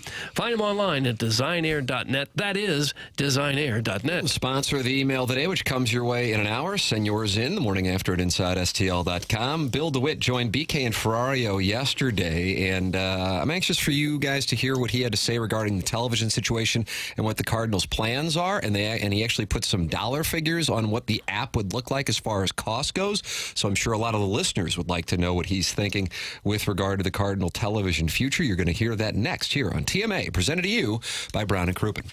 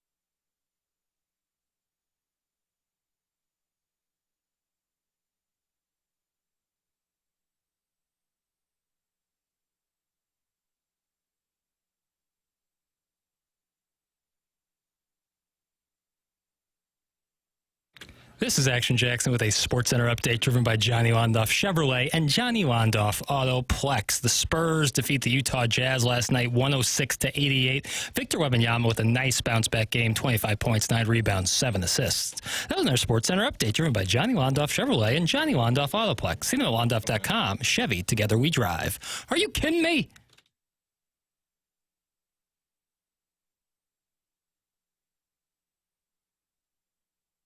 Welcome back to Morning After. It's presented to you by Brown & Crouppen. We're in the 5P Academy and Hustle and Heart Sports Performance, 9 o'clock hour. Bill DeWitt was with BK and Ferrario yesterday, Bill DeWitt III, and really enjoyed the conversation. You can always podcast it via the Schaefer Door Company 101 ESPN app. And I was listening yesterday, and he had some insight onto what the future of the Cardinal television situation will look like. Jackson, if you could, please. It's been a challenge. I mean, you know, we're there. We just got to remind ourselves, though, that a lot of these things are cyclical. You know, we'll come out of this hopefully better than ever. But, and you know, normally if your team struggles, you're going to have an attendance issue, and you got to rebuild it and get better. But here we've had sort of this double whammy of the team. And attendance issues combined with this local media problem, which was always really our most stable revenue stream and growing. And now it's just thrown into the mix of uncertainty. So we've been spending a lot of time on that to try to figure out our best path next year, as far as where we're going to be network wise. But the good news for fans on all of this, particularly on the TV side, is that there's going to be better access to the product. You know, some people have asked, like, are we going to not be able to see games? The opposite is actually the case, because we'll obviously be on the linear bundle as we've been, for many, many years, and that's like a Charter and DirecTV and Fubo and those options where people still are paying for the cable bundle. And then we plan on also having an app that people can subscribe to and get our games, which they haven't had in the past. So if you've been sort of either dropped because you were on, say, Dish Network, for example, or if you've cut the cord and no longer buy the cable bundle, you haven't been able to see our games for the most part. So having a direct app for them to stream next year would really sort of solve some of those holes in the marketplace as far as access. I think the issue they have with their partner, so in this case it would be FanDuel. FanDuel doesn't want them to have the app. They want everybody to go and buy it at Spectrum or DirecTV because that's where they make money. But you have a great position to argue back if they're offering you a discounted price. So let's say FanDuel / Bally's owes the Cardinals $68 million this year, and they say, well, we'll give you 45, we'll give you 50. Then the Cardinals counter and say, okay, well, then we're doing our app where people can buy it separately. But in the past, they couldn't do it because Bally's said, we're paying you all this money. We need people to be subscribers. You can't go rogue and have this app. I think that's the best time for them to say, all right, fine, we're getting a discounted rate to you. Then we can do the app. I think fans want the app. I guess. I don't know about the older fans, and that's a huge part of their audience. They just want it to be easy. They don't want to fight it. They don't want, we can't get it, your Wi-Fi signal's not good. We can't get it because you don't know your password again. I just want it easy. I don't want to fight my television to be able to watch it. I know that's not necessarily the problems he's fighting here, but I think that is an issue for him. The more complicated it gets to watch the game, the fewer fans I think they're going to get. Jackson, and I'm not busting balls here, but do you have the audio in which he talks about the price point? If not, I'm happy to just give it to the audience. I don't believe I do. Okay, all right. Can I guess? I didn't hear it. Okay, yeah, Price is Right. And this is for the whole season? I'm going with monthly. Per month, okay. But I have both numbers. But so you have access to every Cardinal game on your phone, which now people can, the phone leads to the TV. You can actually put it on there. I'll say $30 a month. Doug? I'll say they're going to want $49 a month. Jackson Burkett, do you know the answer? And if so, withdraw from the field. I don't. I'll say $20 a month. Oh, I'm sorry, you all overbid. $19.99. Wow. Jackson, if you just would have said $19.99. No, and that's the key. I've been in marketing classes before. I didn't pay attention, but I was in them. Yeah. If we pay $30, can we keep Arenado? Is that how it works? Is it related? So I have some numbers that I can give you that'll give you an idea of what kind of revenue we're looking at here. The Padres had this streaming service this year, and they charged $19.99 a month or $99.99 for the entire season. Per Rob Manfred, in an interview in July, he said that the Padres were the most successful of the 4 franchises who did this app, and they had a certain number of subscribers. I'm going to give you guys another chance to get your money back. Gosh. How many subscribers do you think the San Diego Padres, which had a great year, probably should have advanced to the NLCS? Yeah. Mike Schilt is being held accountable in San Diego for that. But that's notwithstanding. How many subscribers the most successful MLB franchise had for this $19.99 a month or $99.99 a year? Doug Vaughn. 50,000? Martin Kilcoyne. More than that, but not a whole lot more. I'm going to say 75,000. Jackson Burkett. I'm going to go under. I'll say 37,500. Jackson Burkett has just won the Showcase Showdown. 40,000 subscribers.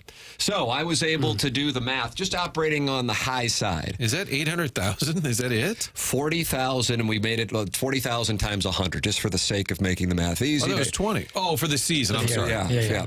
That gets you $4 million. And they're the leader. For the record, the Cardinals were anticipating approximately, you know this number probably, Martin, I know you've been monitoring this story as I have been, $75 million payment per the contract, which isn't going to happen now, from Diamond Sports, which is the parent of what was Bailey's, now is FanDuel. And that means that's a $71 million difference. Now, we have to take into account there will be advertising that will help make that up, but we also have to take into account that there will be additional expenses. And so that is why, at its core, the Cardinals are in the midst of a real serious situation. And I don't think that this is something that's necessarily close to being fixable. There's 2 different parts of it. There's the access for the fans, but then there's also the financial impact on the ball club. And I don't know if the Cardinal organization will ever have the 2024 version of a $75 million revenue stream coming in from television again. And other teams will be dealing with this as well. And so then my curiosity is, what will this mean for MLB salaries? And will franchises like the Dodgers and Yankees be able to continue to operate and buy these guys? Or will Major League Baseball have to do something because the gap between the rich and the poor is going to get even larger, specifically because of the television situation? Yeah. Yeah, there's a chance the Dodgers add Juan Soto to the mix for next year. Carl Ravitch was talking about that. You have that sound, Jackson? Take a listen to this. Yeah, Juan Soto did say he's open to every team. Yeah, so there's hope. So okay? I think the Pirates fans have to be buzzing. There's after a chance. He's open for business. He's smart like that. He works with Scott Boras. Scott Boras likes to get the biggest dollar amount. He will get the biggest dollar amount. The creativity in the Ohtani deal is a blueprint.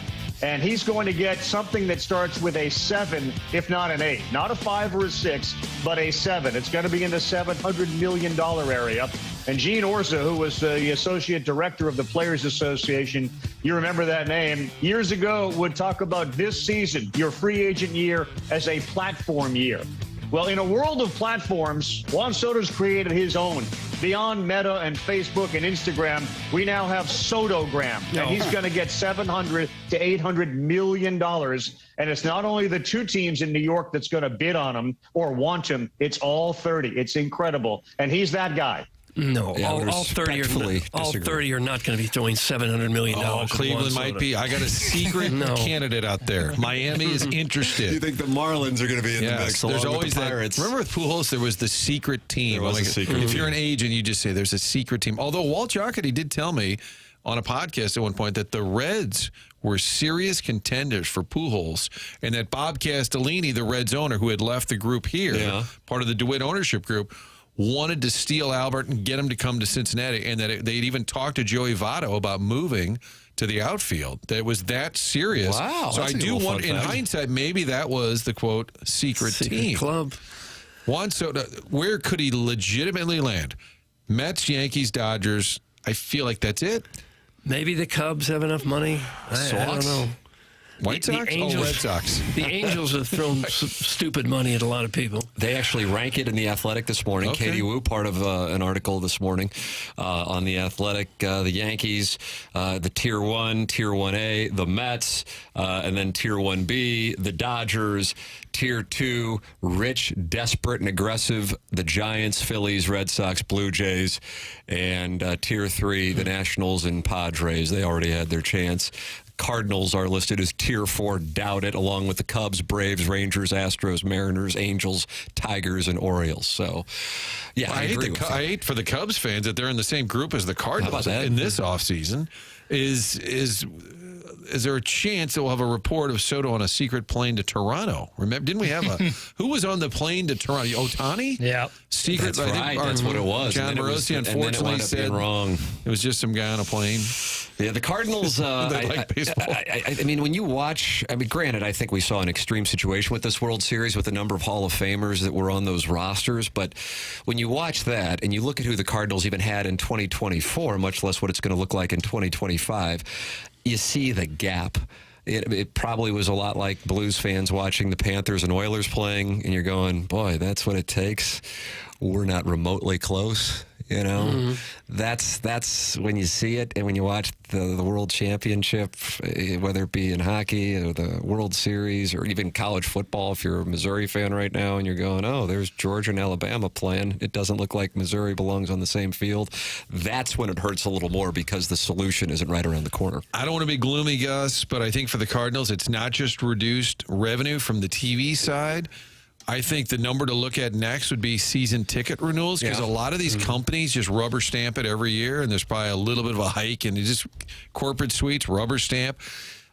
But because there is a lot of angst and frustration and that they haven't made real change because Mo is still in charge, I think that's the number to look at, because there's another huge hit. If your season ticket base is, let's say it's 23 to 24,000 a year, if it dips to like 18 or something, that's another number that's going to go way down. I was told that staffers, is that condescending, Doug, to call them staffers? Kind of, yeah. People that work there have been told by ownership, hey, be prepared for a little bit of a rough year because we're not adding on, because we're going to have some renewals drop off. I'm a little bit fascinated. I hope it's not morbid, but how this is going to play out for a franchise that's always had a packed house and people excited that at least they're able to contend. It's going to be such a weird year. So you don't think they will get Juan Soto?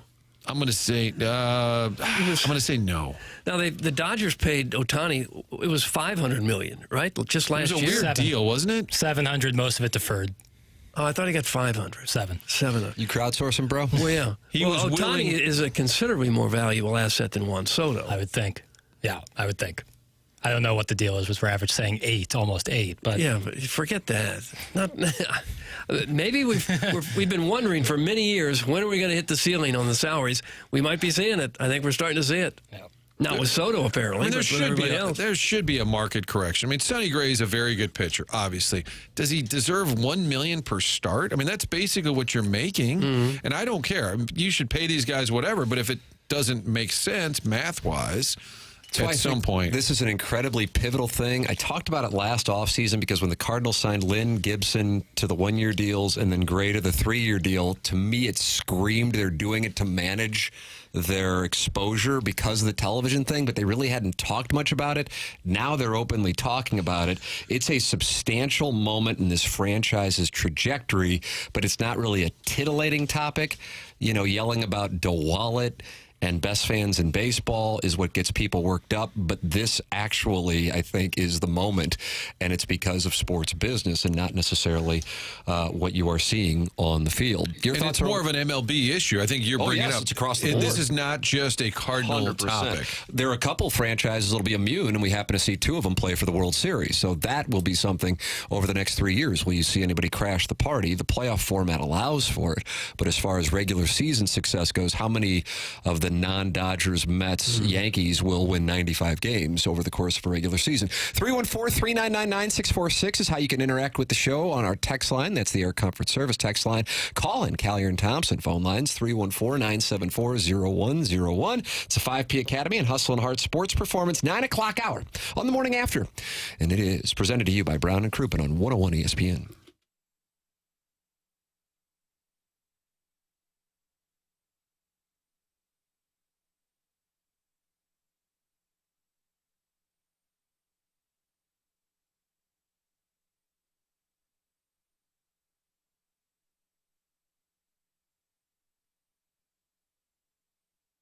Underdog's a place to play if you're a sports fan looking to win money while watching sports. With over 5 million happy players and $2 billion won, Underdog makes it fun and easy to cash in on all your favorite athletes' performances.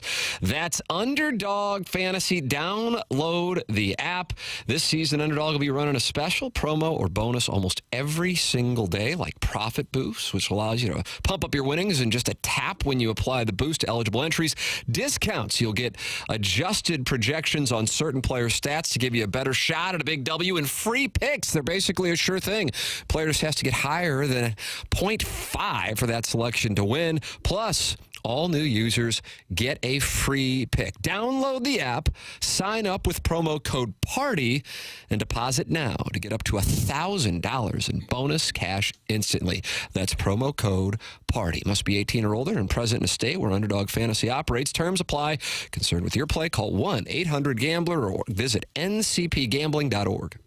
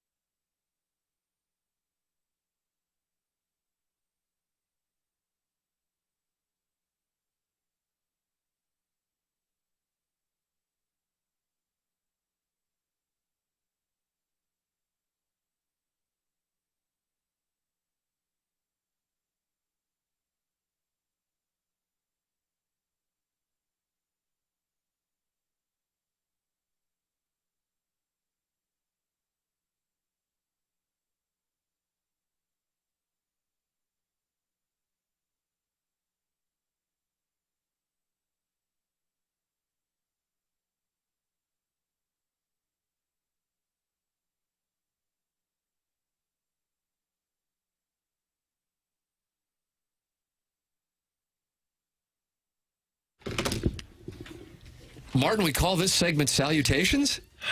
That's what Jackson said. Is it on the sheet? Light vamping was on the sheet. Salutations was not. Did you play the Nick Saban audio from Tuesday? Every night I went on the dossier, it said Nick Saban audio. Just carried it over. So you don't really feel like it's an organic dossier. NFL locker room media pushback. That was for 8:45. We'll get to that next week. We didn't get it. Okay. I do think it's a good topic.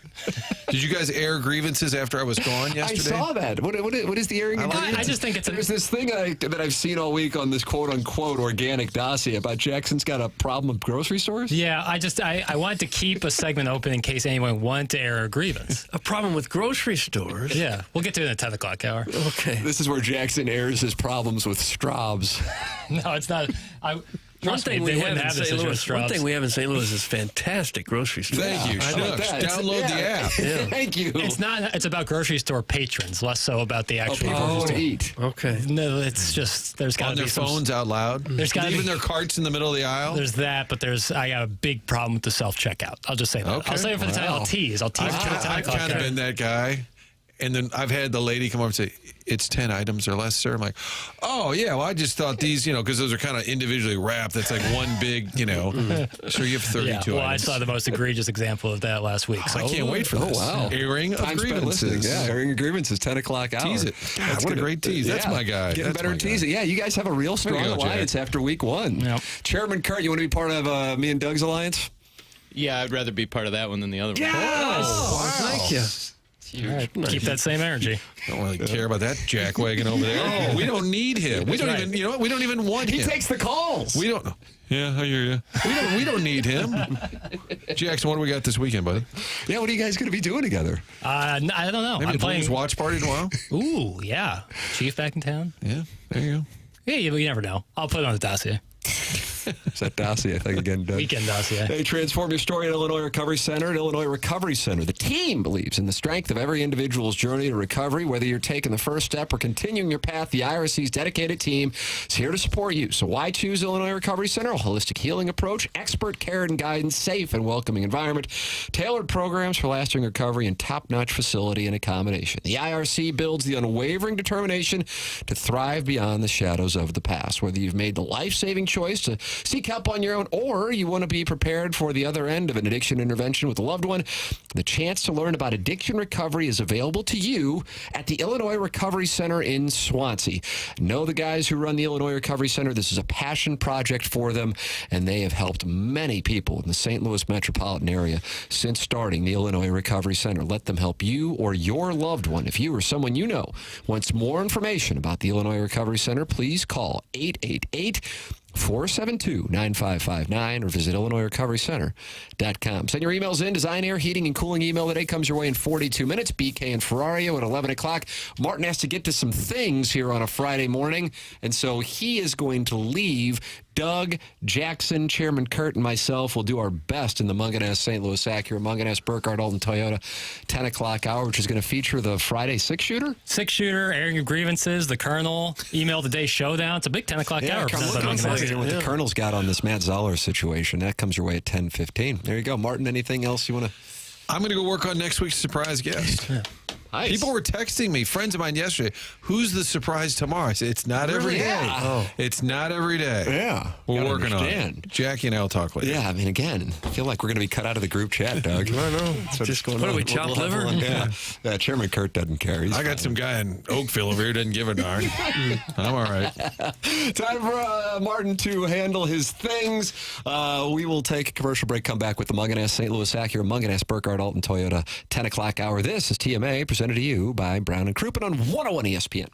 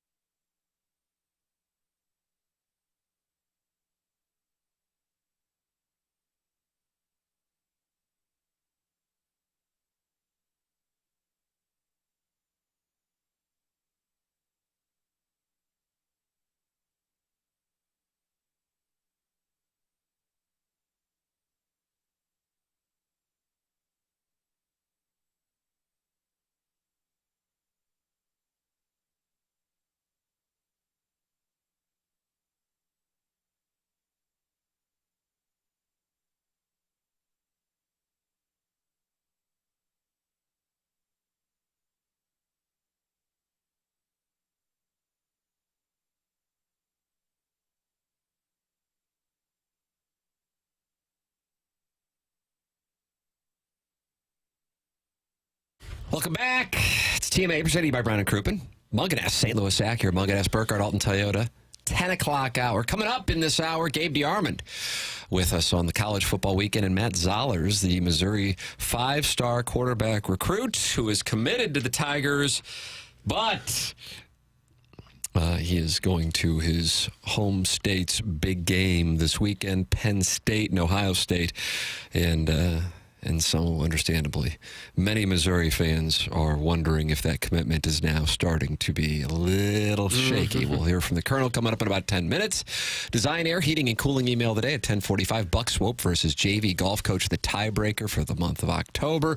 And don't forget, 2 weeks from tonight, we have the TMA Trivia Night. I was just texting with Iggy here a little bit ago. Iggy is going to be, per Tommy Mattern, at the Trivia Night. So if you want to see Iggy and you want to hang out with us on Friday, November 15th, it is at St. Gabriel's. You can get your tickets for the Trivia Night and participate in the fun and games. $50 for all you can eat from Heavy Smoke Barbecue, World Championship Barbecue from Chris at Heavy Smoke.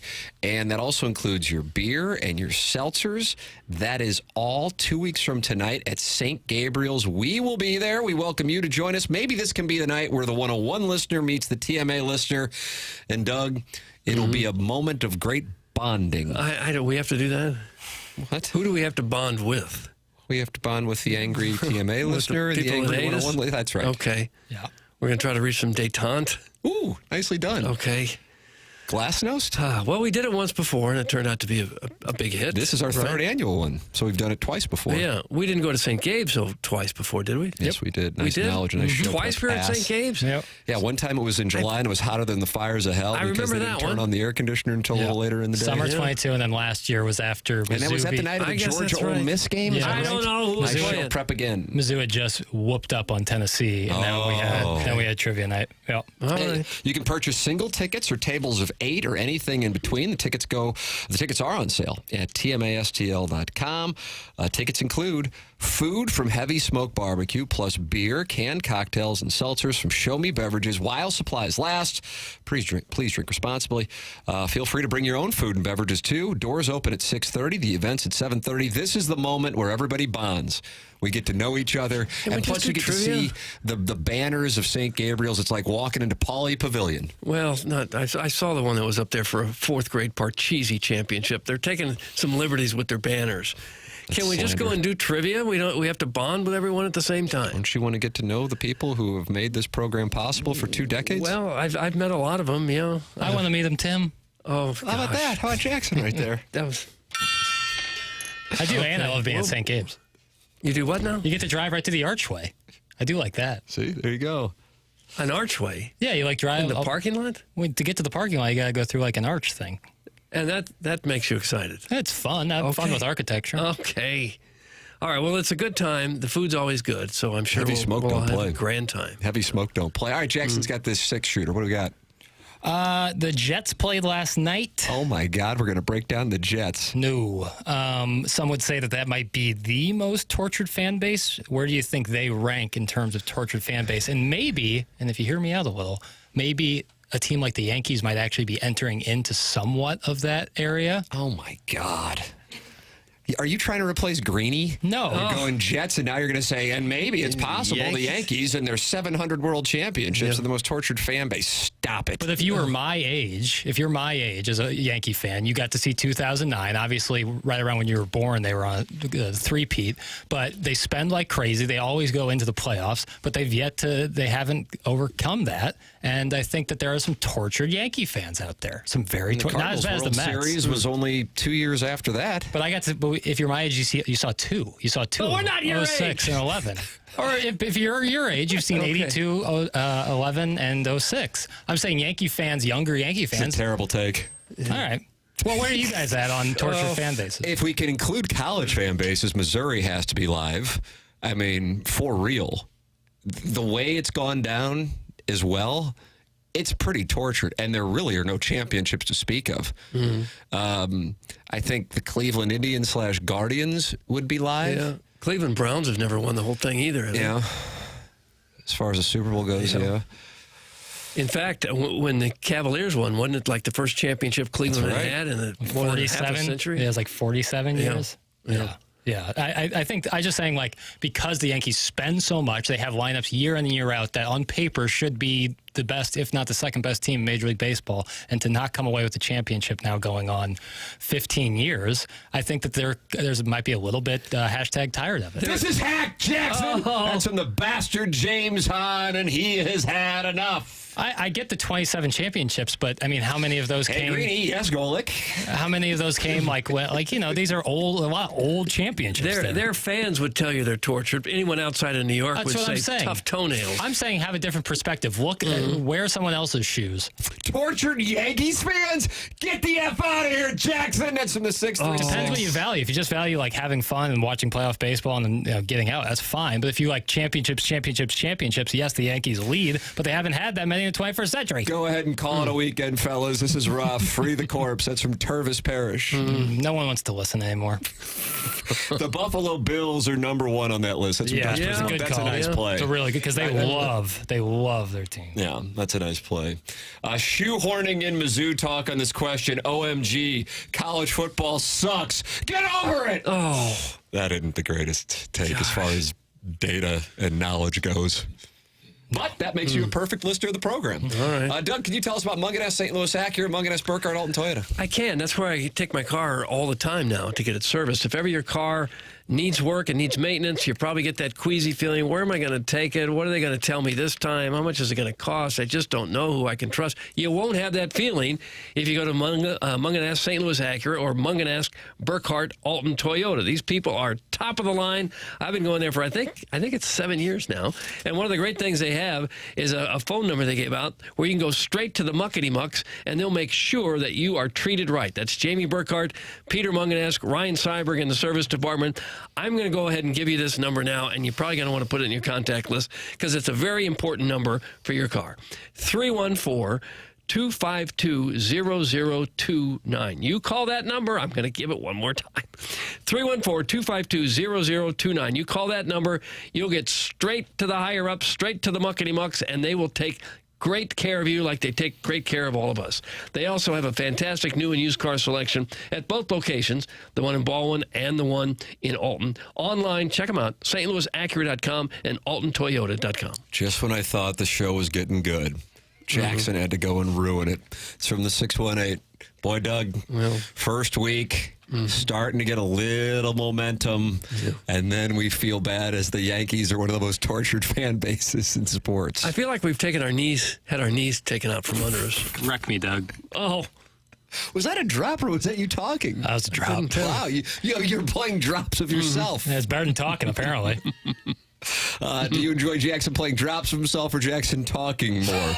Don't answer that. 314-399-9646. Email in for the Design, Air, Heating, and Cooling email today. We're a half hour away from Buck Swope and JV Golf Coach's sudden death playoff.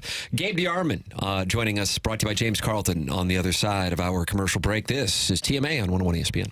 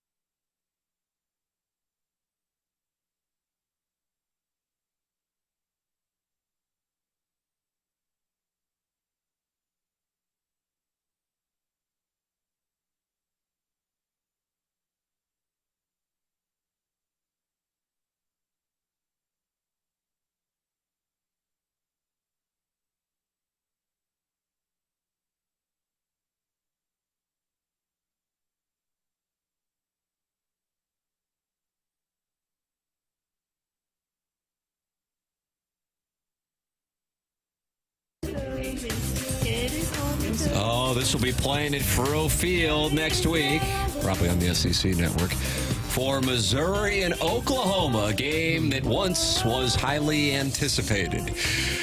Joining us right now to talk about college football and what is a significant story for recruiting for both Missouri and Penn State fans on the eve of Penn State-Ohio State, a story that broke on 24/7 Sports, and Power Mizzou is part of the 24/7 network, and that is Matt Zollers going to the Penn State game. The Colonel, Gabriel P. DeArmond of Power Mizzou, brought to you by James Carlton here on the Callier and Thompson phone lines. Morning, Colonel.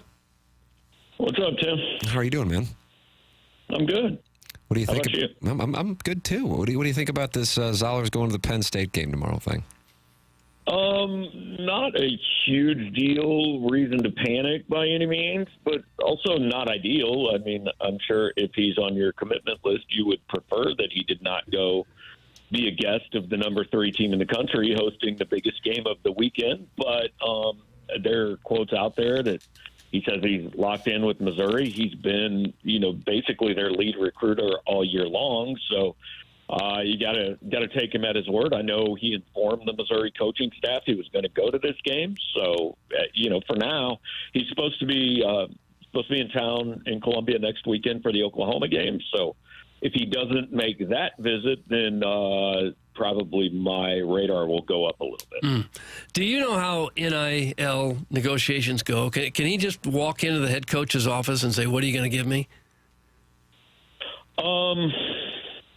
I don't know if legally it can be done that way, but I think it's probably pretty much done that way in some cases. Yeah. Yeah. The players have agents now like that? The player like that? A lot of them do. Yeah. A lot of them do. That handle, and that's legal. They're allowed to, NIL, which one of the only 2 rules about it was it's not going to be pay for play and it can't be a recruiting inducement, and that's literally all it is now. Yeah, that's what it cannot be a recruiting inducement. That's the whole thing. So yeah, I guess that's the concern. All the money's going to recruits, and far less of it goes to current players. Yeah. So that's the concern, I guess, is people think, he's going to go to Penn State and they're going to offer him more money than Missouri's offering him. You think it gets to be that simple? With some kids it does. Look, he's a Pennsylvania kid. Penn State's the number 3 team in the country, almost certainly bound for the playoff, even if they lose tomorrow. So yeah, it's a thing. But this is what recruiting like this is. I mean, I guess you could go back to the days of recruiting against, West Texas A&M and Kansas, where nobody else wants your players, but you want good players. This is part of the deal. Yeah. And Mizzou's probably doing the same thing with somebody else's players. 100%. I would assume. They've got a Boise State commit visiting next weekend. They've got a Nebraska commit visiting next weekend. I mean, this is what the last, 6 weeks before signing day is. Colonel, it's been quite a change here over the last 7 days, focusing on a trip to Tuscaloosa and the college football playoff on the line. And I feel like within 48 hours, Missouri fans turned their attention either to basketball and or the 2025 season. I feel empty as a Missouri fan because of the expectation and then just like the quick drop off that we didn't even get a sweat into November. What have you sensed from your subscribers at Power Mizzou?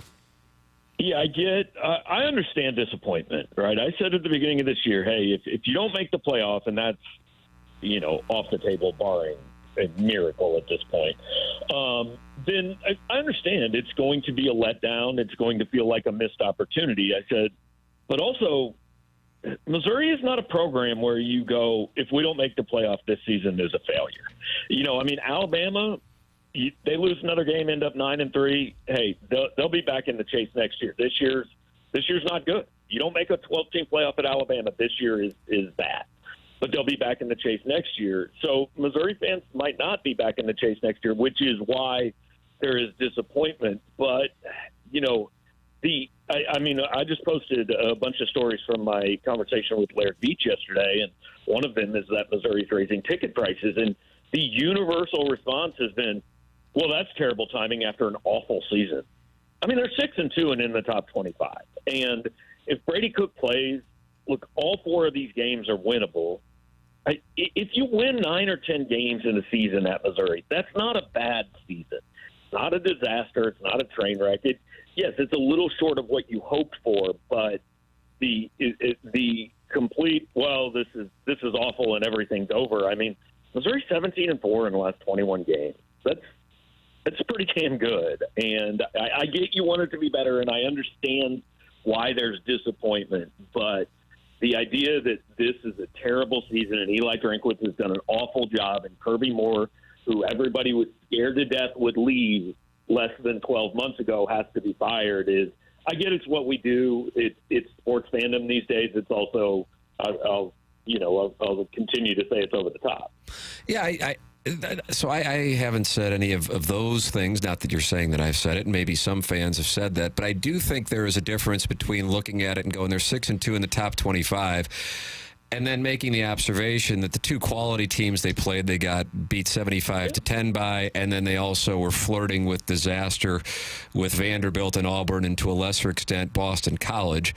And so it seems like not just that the record may be disappointing relative to what the hopes were, but 6-2 overall you wouldn't have a problem with.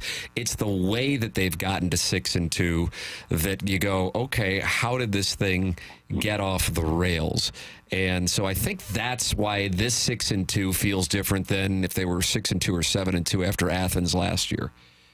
Well, and I'm not making the argument this has been a good year. It hasn't been thus far. It's been probably the bare minimum level of acceptable. I'm just making the argument that it is not a disaster. And I think what everybody is doing, especially because there was a bye week after Alabama, and we don't know, what Brady Cook's status is, and Drew Pine, the last time we saw him was less than optimal. Everybody has now already made this a 6-6 or 7-5 season, and that may be where it ends up. And if it does, then we can have further conversations. But my approach always is, well, let's let them go ahead and play the game. Let's see what you could go beat Oklahoma in a 10-7 game. They can't score either.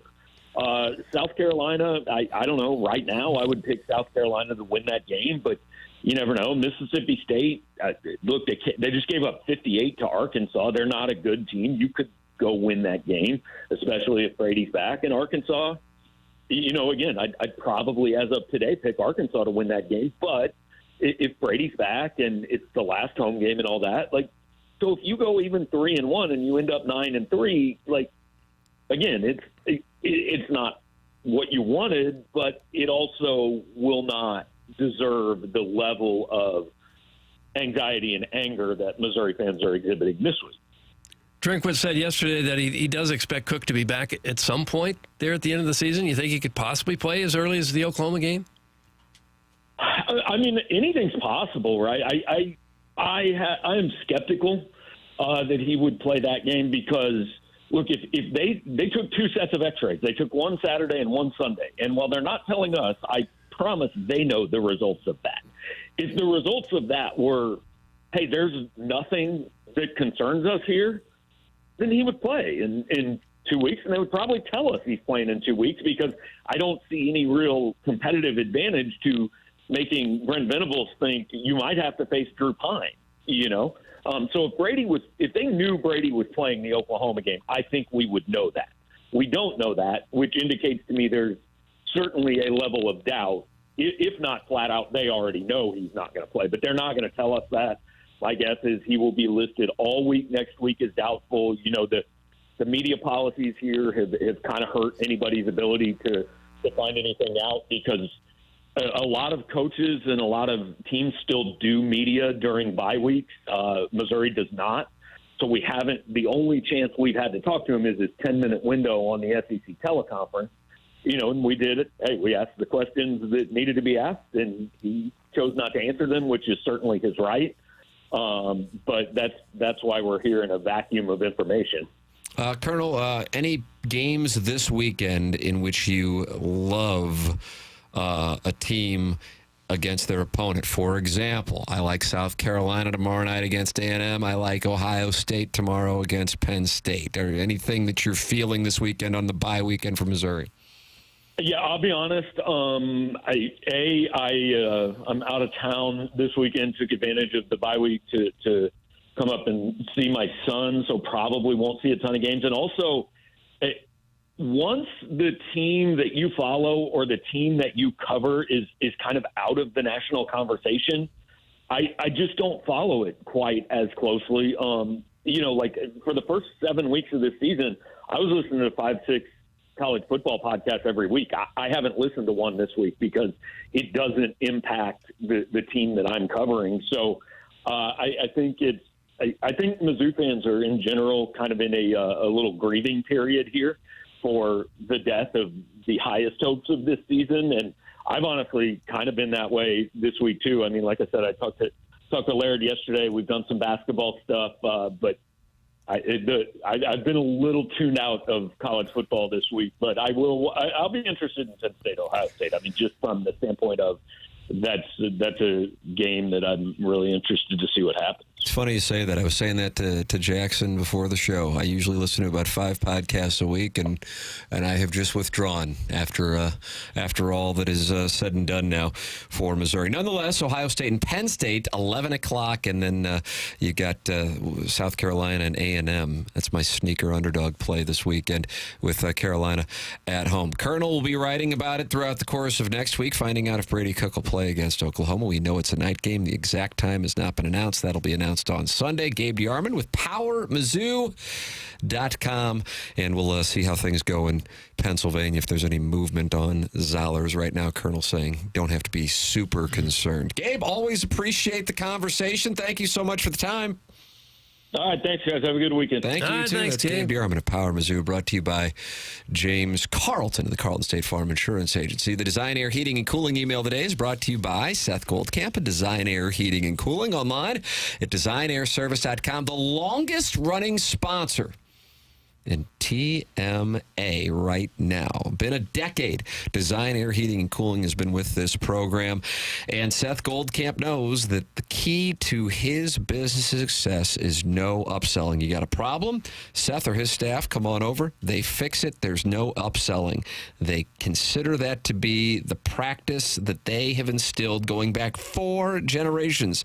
Seth's great-grandfather started the company, his grandfather, his father, and now Seth continue that practice of taking care of the customer, no upselling, and making sure they fix it for the least amount possible. It's Design Air Heating and Cooling, the official HVAC provider of TMA, and the place where I go, where Doug goes, where Martin goes for all our heating and cooling needs. It's Design Air Heating and Cooling, online at designairservice.com, sponsor of our email of the day. It is Friday here on TMA, and we're closing out our first week on 101 ESPN. Jackson's got his Friday 6-shooter, and then at 10:45 we have the Design Air Heating and Cooling email of the day. At 11 o'clock, BK and Ferrario come in.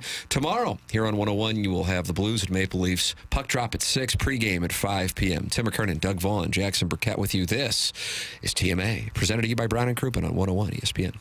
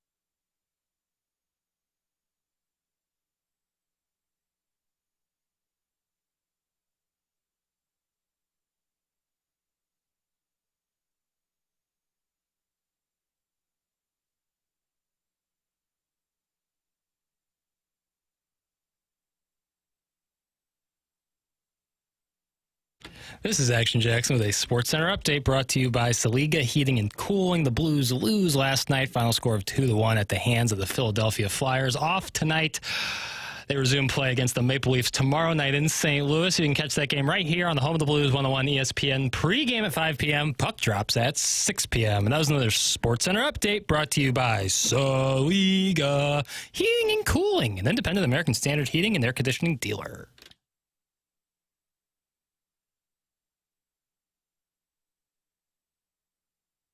Back to the morning after. It's presented by Brown and Crouppen, Munganess, St. Louis Acura, Munganess, Burkhardt, Alton Toyota. 7 o'clock hour, 10 o'clock hour, 7 o'clock if you're off the coast of Hawaii. Yeah. Is that where it would be? Which we're big in, I hear. Yeah. That's what I hear. Big streaming numbers there. Design Air Heating and Cooling email today coming your way. I see Chairman Kurt, who's in studio with us, says, I don't really find myself in bars very often anymore. I need the... And then it gets graphic skanks to come to me. What do you got going on in there, Chairman Kurt? I just glanced up at the YouTube chat and go, Chairman Kurt's in there. Well, during the Gabe and Mizzou chat, I pointed out that the most disappointing part of the season for me was the missed opportunity with the Tiger Stripe dress girl. Oh, that's right. Yeah. And somebody commented, it's nothing that a bar can't solve that problem. I said, I don't find myself in bars very often anymore, so I need them to come to me. But you still trying to find that gal? Yeah, would you like to get married? What's that? Would you like to get married? Would I like to get married? Aye. I'd go down that road again if the right opportunity presented itself. I'd have done anything for this girl, though. Wow. And you never even met her. Yeah, that's correct. Didn't meet her. It was about the aura. It was about the energy. Okay. No, we didn't need that sound effect. I don't know where it came from. Have you given up the search? Or no, I think we'll persist. Okay. Was it Survivor who said the search is over? You were right there all along? And was that about a friend falling in love with another friend and they became lovers? Was that Gloria Loring who said friends and lovers? I just don't know. Hey, Mike, I want to slap your big butt cheek. Oh. Design Air Heating and Cooling email today is coming up here in about 5 minutes. Jackson, BK, and Ferrario at 11 o'clock. But before we hand over the reins to 101 ESPN today, you've got a question for me and Doug in this Friday six-shooter. Well, quick audible. Do you guys mind if I air this grievance and get it off my chest once and for all? Well, that's if your not, show. I can ask a question. You wouldn't want it to carry over the weekend, so go ahead. Yeah. All right. So I was at a grocery store on Sunday. Won't say the name of the grocery store. Okay, don't. Straub's, obviously. It was late on Sunday. It was packed to the gills. Understandable. I go just to get a couple of items. We had my birthday dinner for my mom on Sunday. It was lovely, and I had to pick up some stuff for that. And I go to the self-checkout, and the line is so long, so long. And someone cuts in front of me, and it was an older lady. And she starts talking on the phone about how long this line is. And I take a look at her cart. And I had time because the line was so long. 38 items. Oh. She had 38 items in the self-checkout. She's on the Jackson's phone. going to give her full name right here, too. She's complaining to somebody about how long the line is at the self-checkout. You're the reason. Did you take a swing at her? You're the reason. And also, not just 38 items, but like some big ticket, like packs of soda, 12 packs. That's awkward. That's hard to get into those little shopping bags. You need a self-checkout. You need the real checkout people. She had eggs. You got to strategically place those in the bag. You can't be at the self-checkout with 38 items.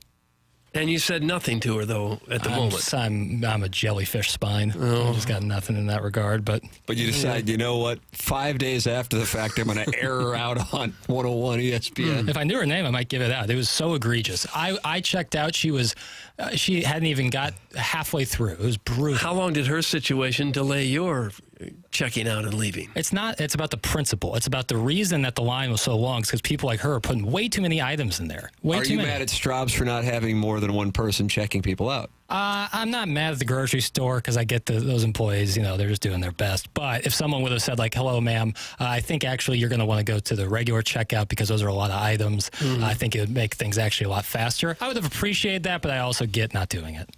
So I just wanted to air that. Why don't you give her full name and number?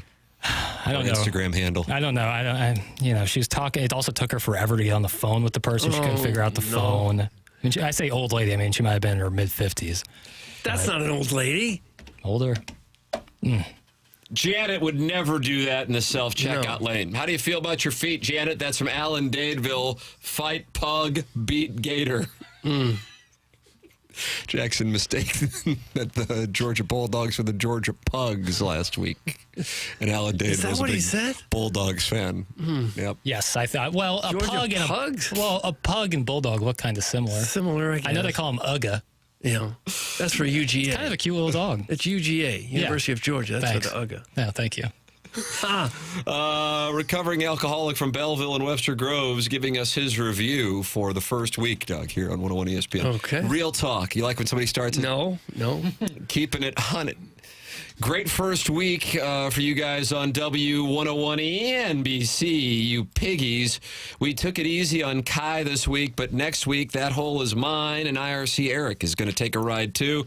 See you in a bit, Tim. Welly has the key. Wifey and I will be upstairs waiting. That's from the recovering alcoholic from Belleville and Webster Groves. I don't like it. How do you feel about your feet? Yep, there you go. Doesn't matter. Well, I just had some work done on my arthritis last. That's hot, and I don't care who says it isn't. Thank you for acknowledging that. It's time for you.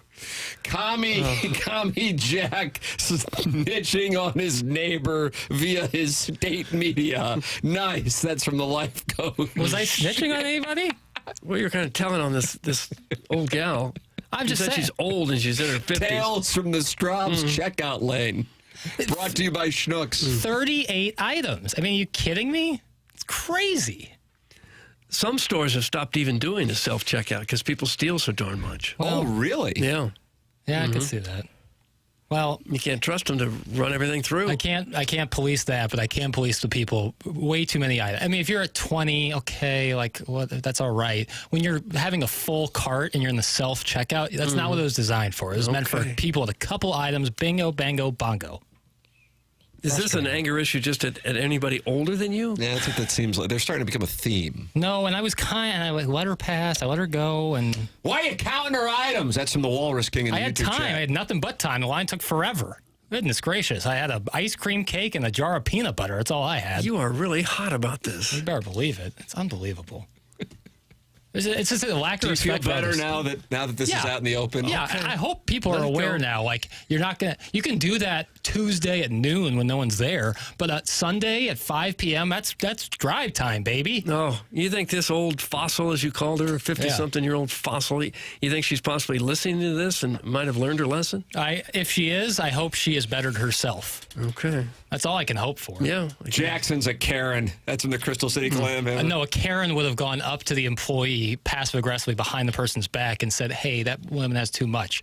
An alpha probably would have said, hey, ma'am, it's way too many items. And Alpha would have gone on the air on 101 and aired her out. That's what you did. That's what I am. Careful, Jackson, your Ledoux is showing. That's from John Lithgow's Harry Henderson. I didn't name anywhere. I'm not saying where it was. I'm not going to disparage the place. It's not their fault. No, it isn't. All right, Jackson, we've got the magic that is the Design Air Heating and Cooling email today showdown between Buck Swope and JV golf coach for the month of October coming up. Then BK and Ferrario. Doug, you know anything about Mark Milton? I do. I know a lot about Mark Milton. I know he's the guy that you want to turn to if you have any kind of IRS issue. You have an IRS issue, mister, you've got some problems. You don't want to have a run-in with the godforsaken tax man.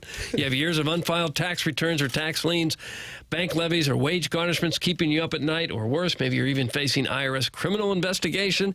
Gets to be serious stuff. If so, you should contact STL Tax Lawyer Mark Milton at stltaxlawyer.com. Mark Milton and the STL Tax Lawyer provides a local and holistic approach to tax resolution. Don't be sucked into the out-of-town tax resolution groups you hear about on TV and radio. Mark started his career, he's got quite a resume, started with the Department of Justice Tax Division in Washington, where he represented the IRS in tax cases throughout the country and even received the DOJ's Outstanding Trial Attorney Award. Now he helps individuals and small businesses solve their tax problems. So if you have any kind of IRS issue at all, contact Mark Milton at stltaxlawyer.com today, and you'll be saying, hey, I'm not guilty, I'm with Milty. Remember, the choice of a lawyer is an important decision and should not be based solely on advertisement. Design Air Heating and Cooling email today coming up next. This is TMA, presented to you by Brown and Crouppen on 101 ESPN.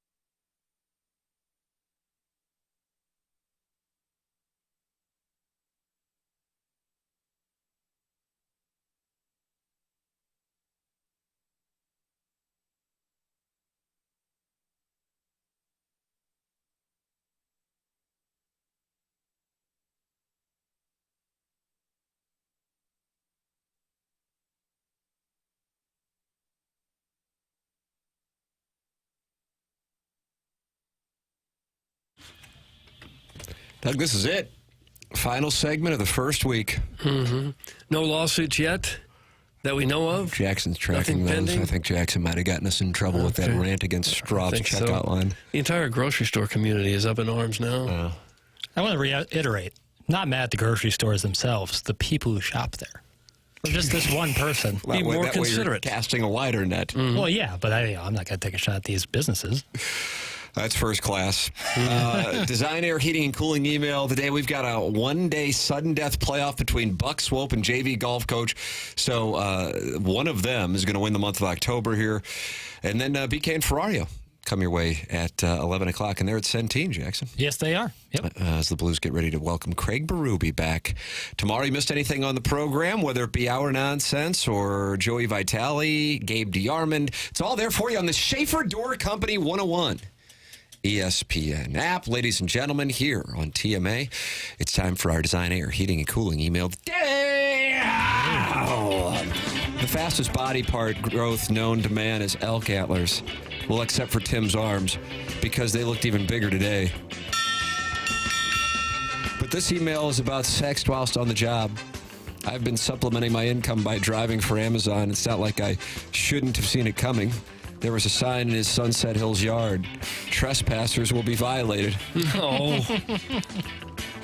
As I arrived with Carnauba wax for his convertible LeBaron, I texted him I had arrived. His reply was simple: pull on in.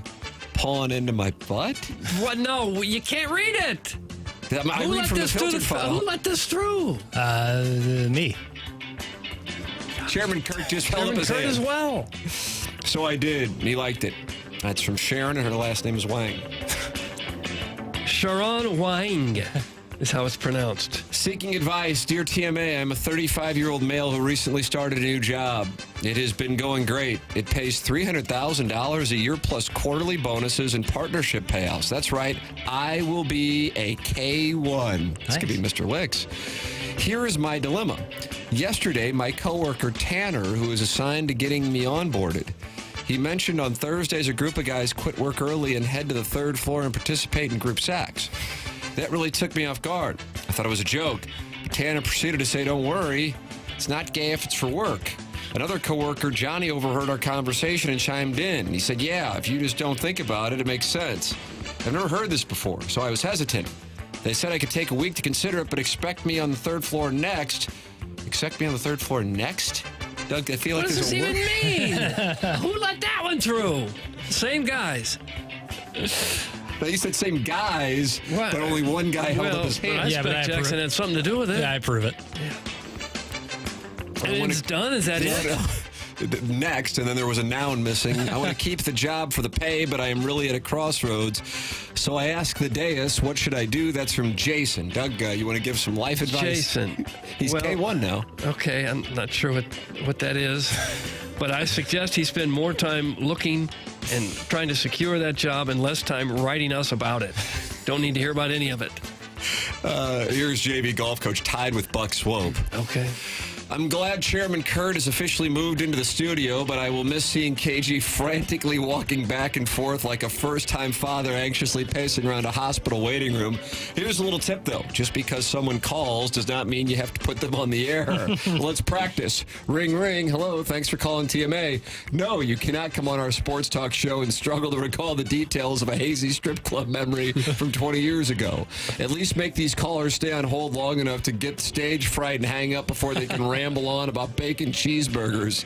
Biff once waited to hold so long that he actually fell asleep. Mm-hmm. And we could hear him snoring when you finally put him on the air. That happened. Now that's dedication. Although Pigpen's call did remind me of the time you guys inexplicably sent a listener to Dennis House Bunny Ranch for some reason. I think a married guy actually won that trip, but his wife told him he was not allowed to go. Obviously, he still went because the opportunity to catch an STD at a brothel is much more important than marriage vows. My, how times have changed. One minute you're hanging out with the listeners in an Atlanta strip club, and the next thing you know, you're dressed up like garbage as part of a group costume. Besides, if TMA starts taking more calls, we might miss glorious moments like today. when Professor Caresser Burkett thought a former Cardinal announcer owned Blockbuster. It's from the JV golf coach. I'm sorry. P.S. Good luck to Buck Swope. Win or lose today, he's the best in the business. His emails always make me laugh. How about that? Wow. Doug, that's sportsmanship. It really is. JV golf coach. And finally, I'm not going to be much good to you this morning, not after watching the Blues lose in Philadelphia when the puck fell off Kairu's stick, ended up in the back of the net. All of our local teams are trending in the wrong direction, and we've got 4 hours of radio to fill. What are we going to do? I'll tell you what we'll do. We will rally around, the phone lines, and we will produce average radio that alienates both Legacy TMA and Legacy 101 listeners. Excuse me, I'm putting out a cigarette here. Leading off, we have Pigpen, who wants to reminisce about the salad days when St. Louis had not just an NFL team, but one that wasn't tanking on purpose to drive down fan interest to help justify their move to L.A., and local radio was so flush with cash that they flew listeners to road playoff games. Playoffs? Provided they were at least 21 and were cool with going to the strip club after watching the Rams get blown off the field by Michael Vick and Warwick Dunn. My nipples are hard, and I am excited because next up we have the Blues color commentator who once pleasured himself in a parking garage calling in to discuss the time Tarasenko injured his breast, singular, like Iggy would say, and then he provided a nice little biology lesson explaining why men have nipples. I have nipples. Doug, can you milk me? No. I really miss Iggy anytime you discuss anything related to science or breast. Caller Allen also misses Iggy, and he wants Doug to, then it gets graphic. No, it shouldn't. It shouldn't. I know a lot about telling people I have a gambling problem without admitting I have a gambling problem, and it's great. How's Libby Jack? We going to bring that back? How about that whole deal? Oh, you follow a bear on Instagram who convinced you to DJ out bear on a Thursday night football first quarter over. Yikes. I make picks, you lose money. Ladies and gentlemen, that's Buck Swope. Buck Swope. And that's what we have for the Design Air Heating and Cooling email of the day. Doug, the first question to you is what you got. Okay, I'll go with the last one. I thought Buck Swope was the best. I'll go Buck. Really good on both the entrants. I'm going to say JV golf coach. That's the man to the tee. I think it was JV golf coach. Congratulations. I do, and I'm probably one of the biggest Buck Swope lemmings in history, which speaks volumes to the caliber of JV golf coach's work, and that means JV golf coach has won the month of October. Gosh. And has a 1-0 lead in the month of November. Hey, do you want to support the EDF Group as a sponsor at TMA? It's real simple. Do you have a fire extinguisher where you work? The answer is yes, you certainly do. So please email the EDF Group at fire@theedfgroup.com so a technician can come out and explain to your team how the EDF Group can save your company money. Again, that email address is fire@theedfgroup.com. The EDF Group is hot and will prevent your facility from having hot fires. Experience the EDF Group difference. Learn more at theedfgroup.com. Time for us to shut it down. BK and Ferrario are coming up next. First week on 101 ESPN is in the books. Dougie, what do you think? Well, it's over. Yeah. It's been fun. Extra hour makes it a lot more fun. It's more fun. You got to come up with things at 10 o'clock. For Jackson Burkett, Chairman Kurt, Martin Kilcoyne, my brother Kevin, Douglas Alvin Vaughn, I'm Tim McKernan. This has been The Morning After, presented to you by Brown and Crouppen on 101 ESPN.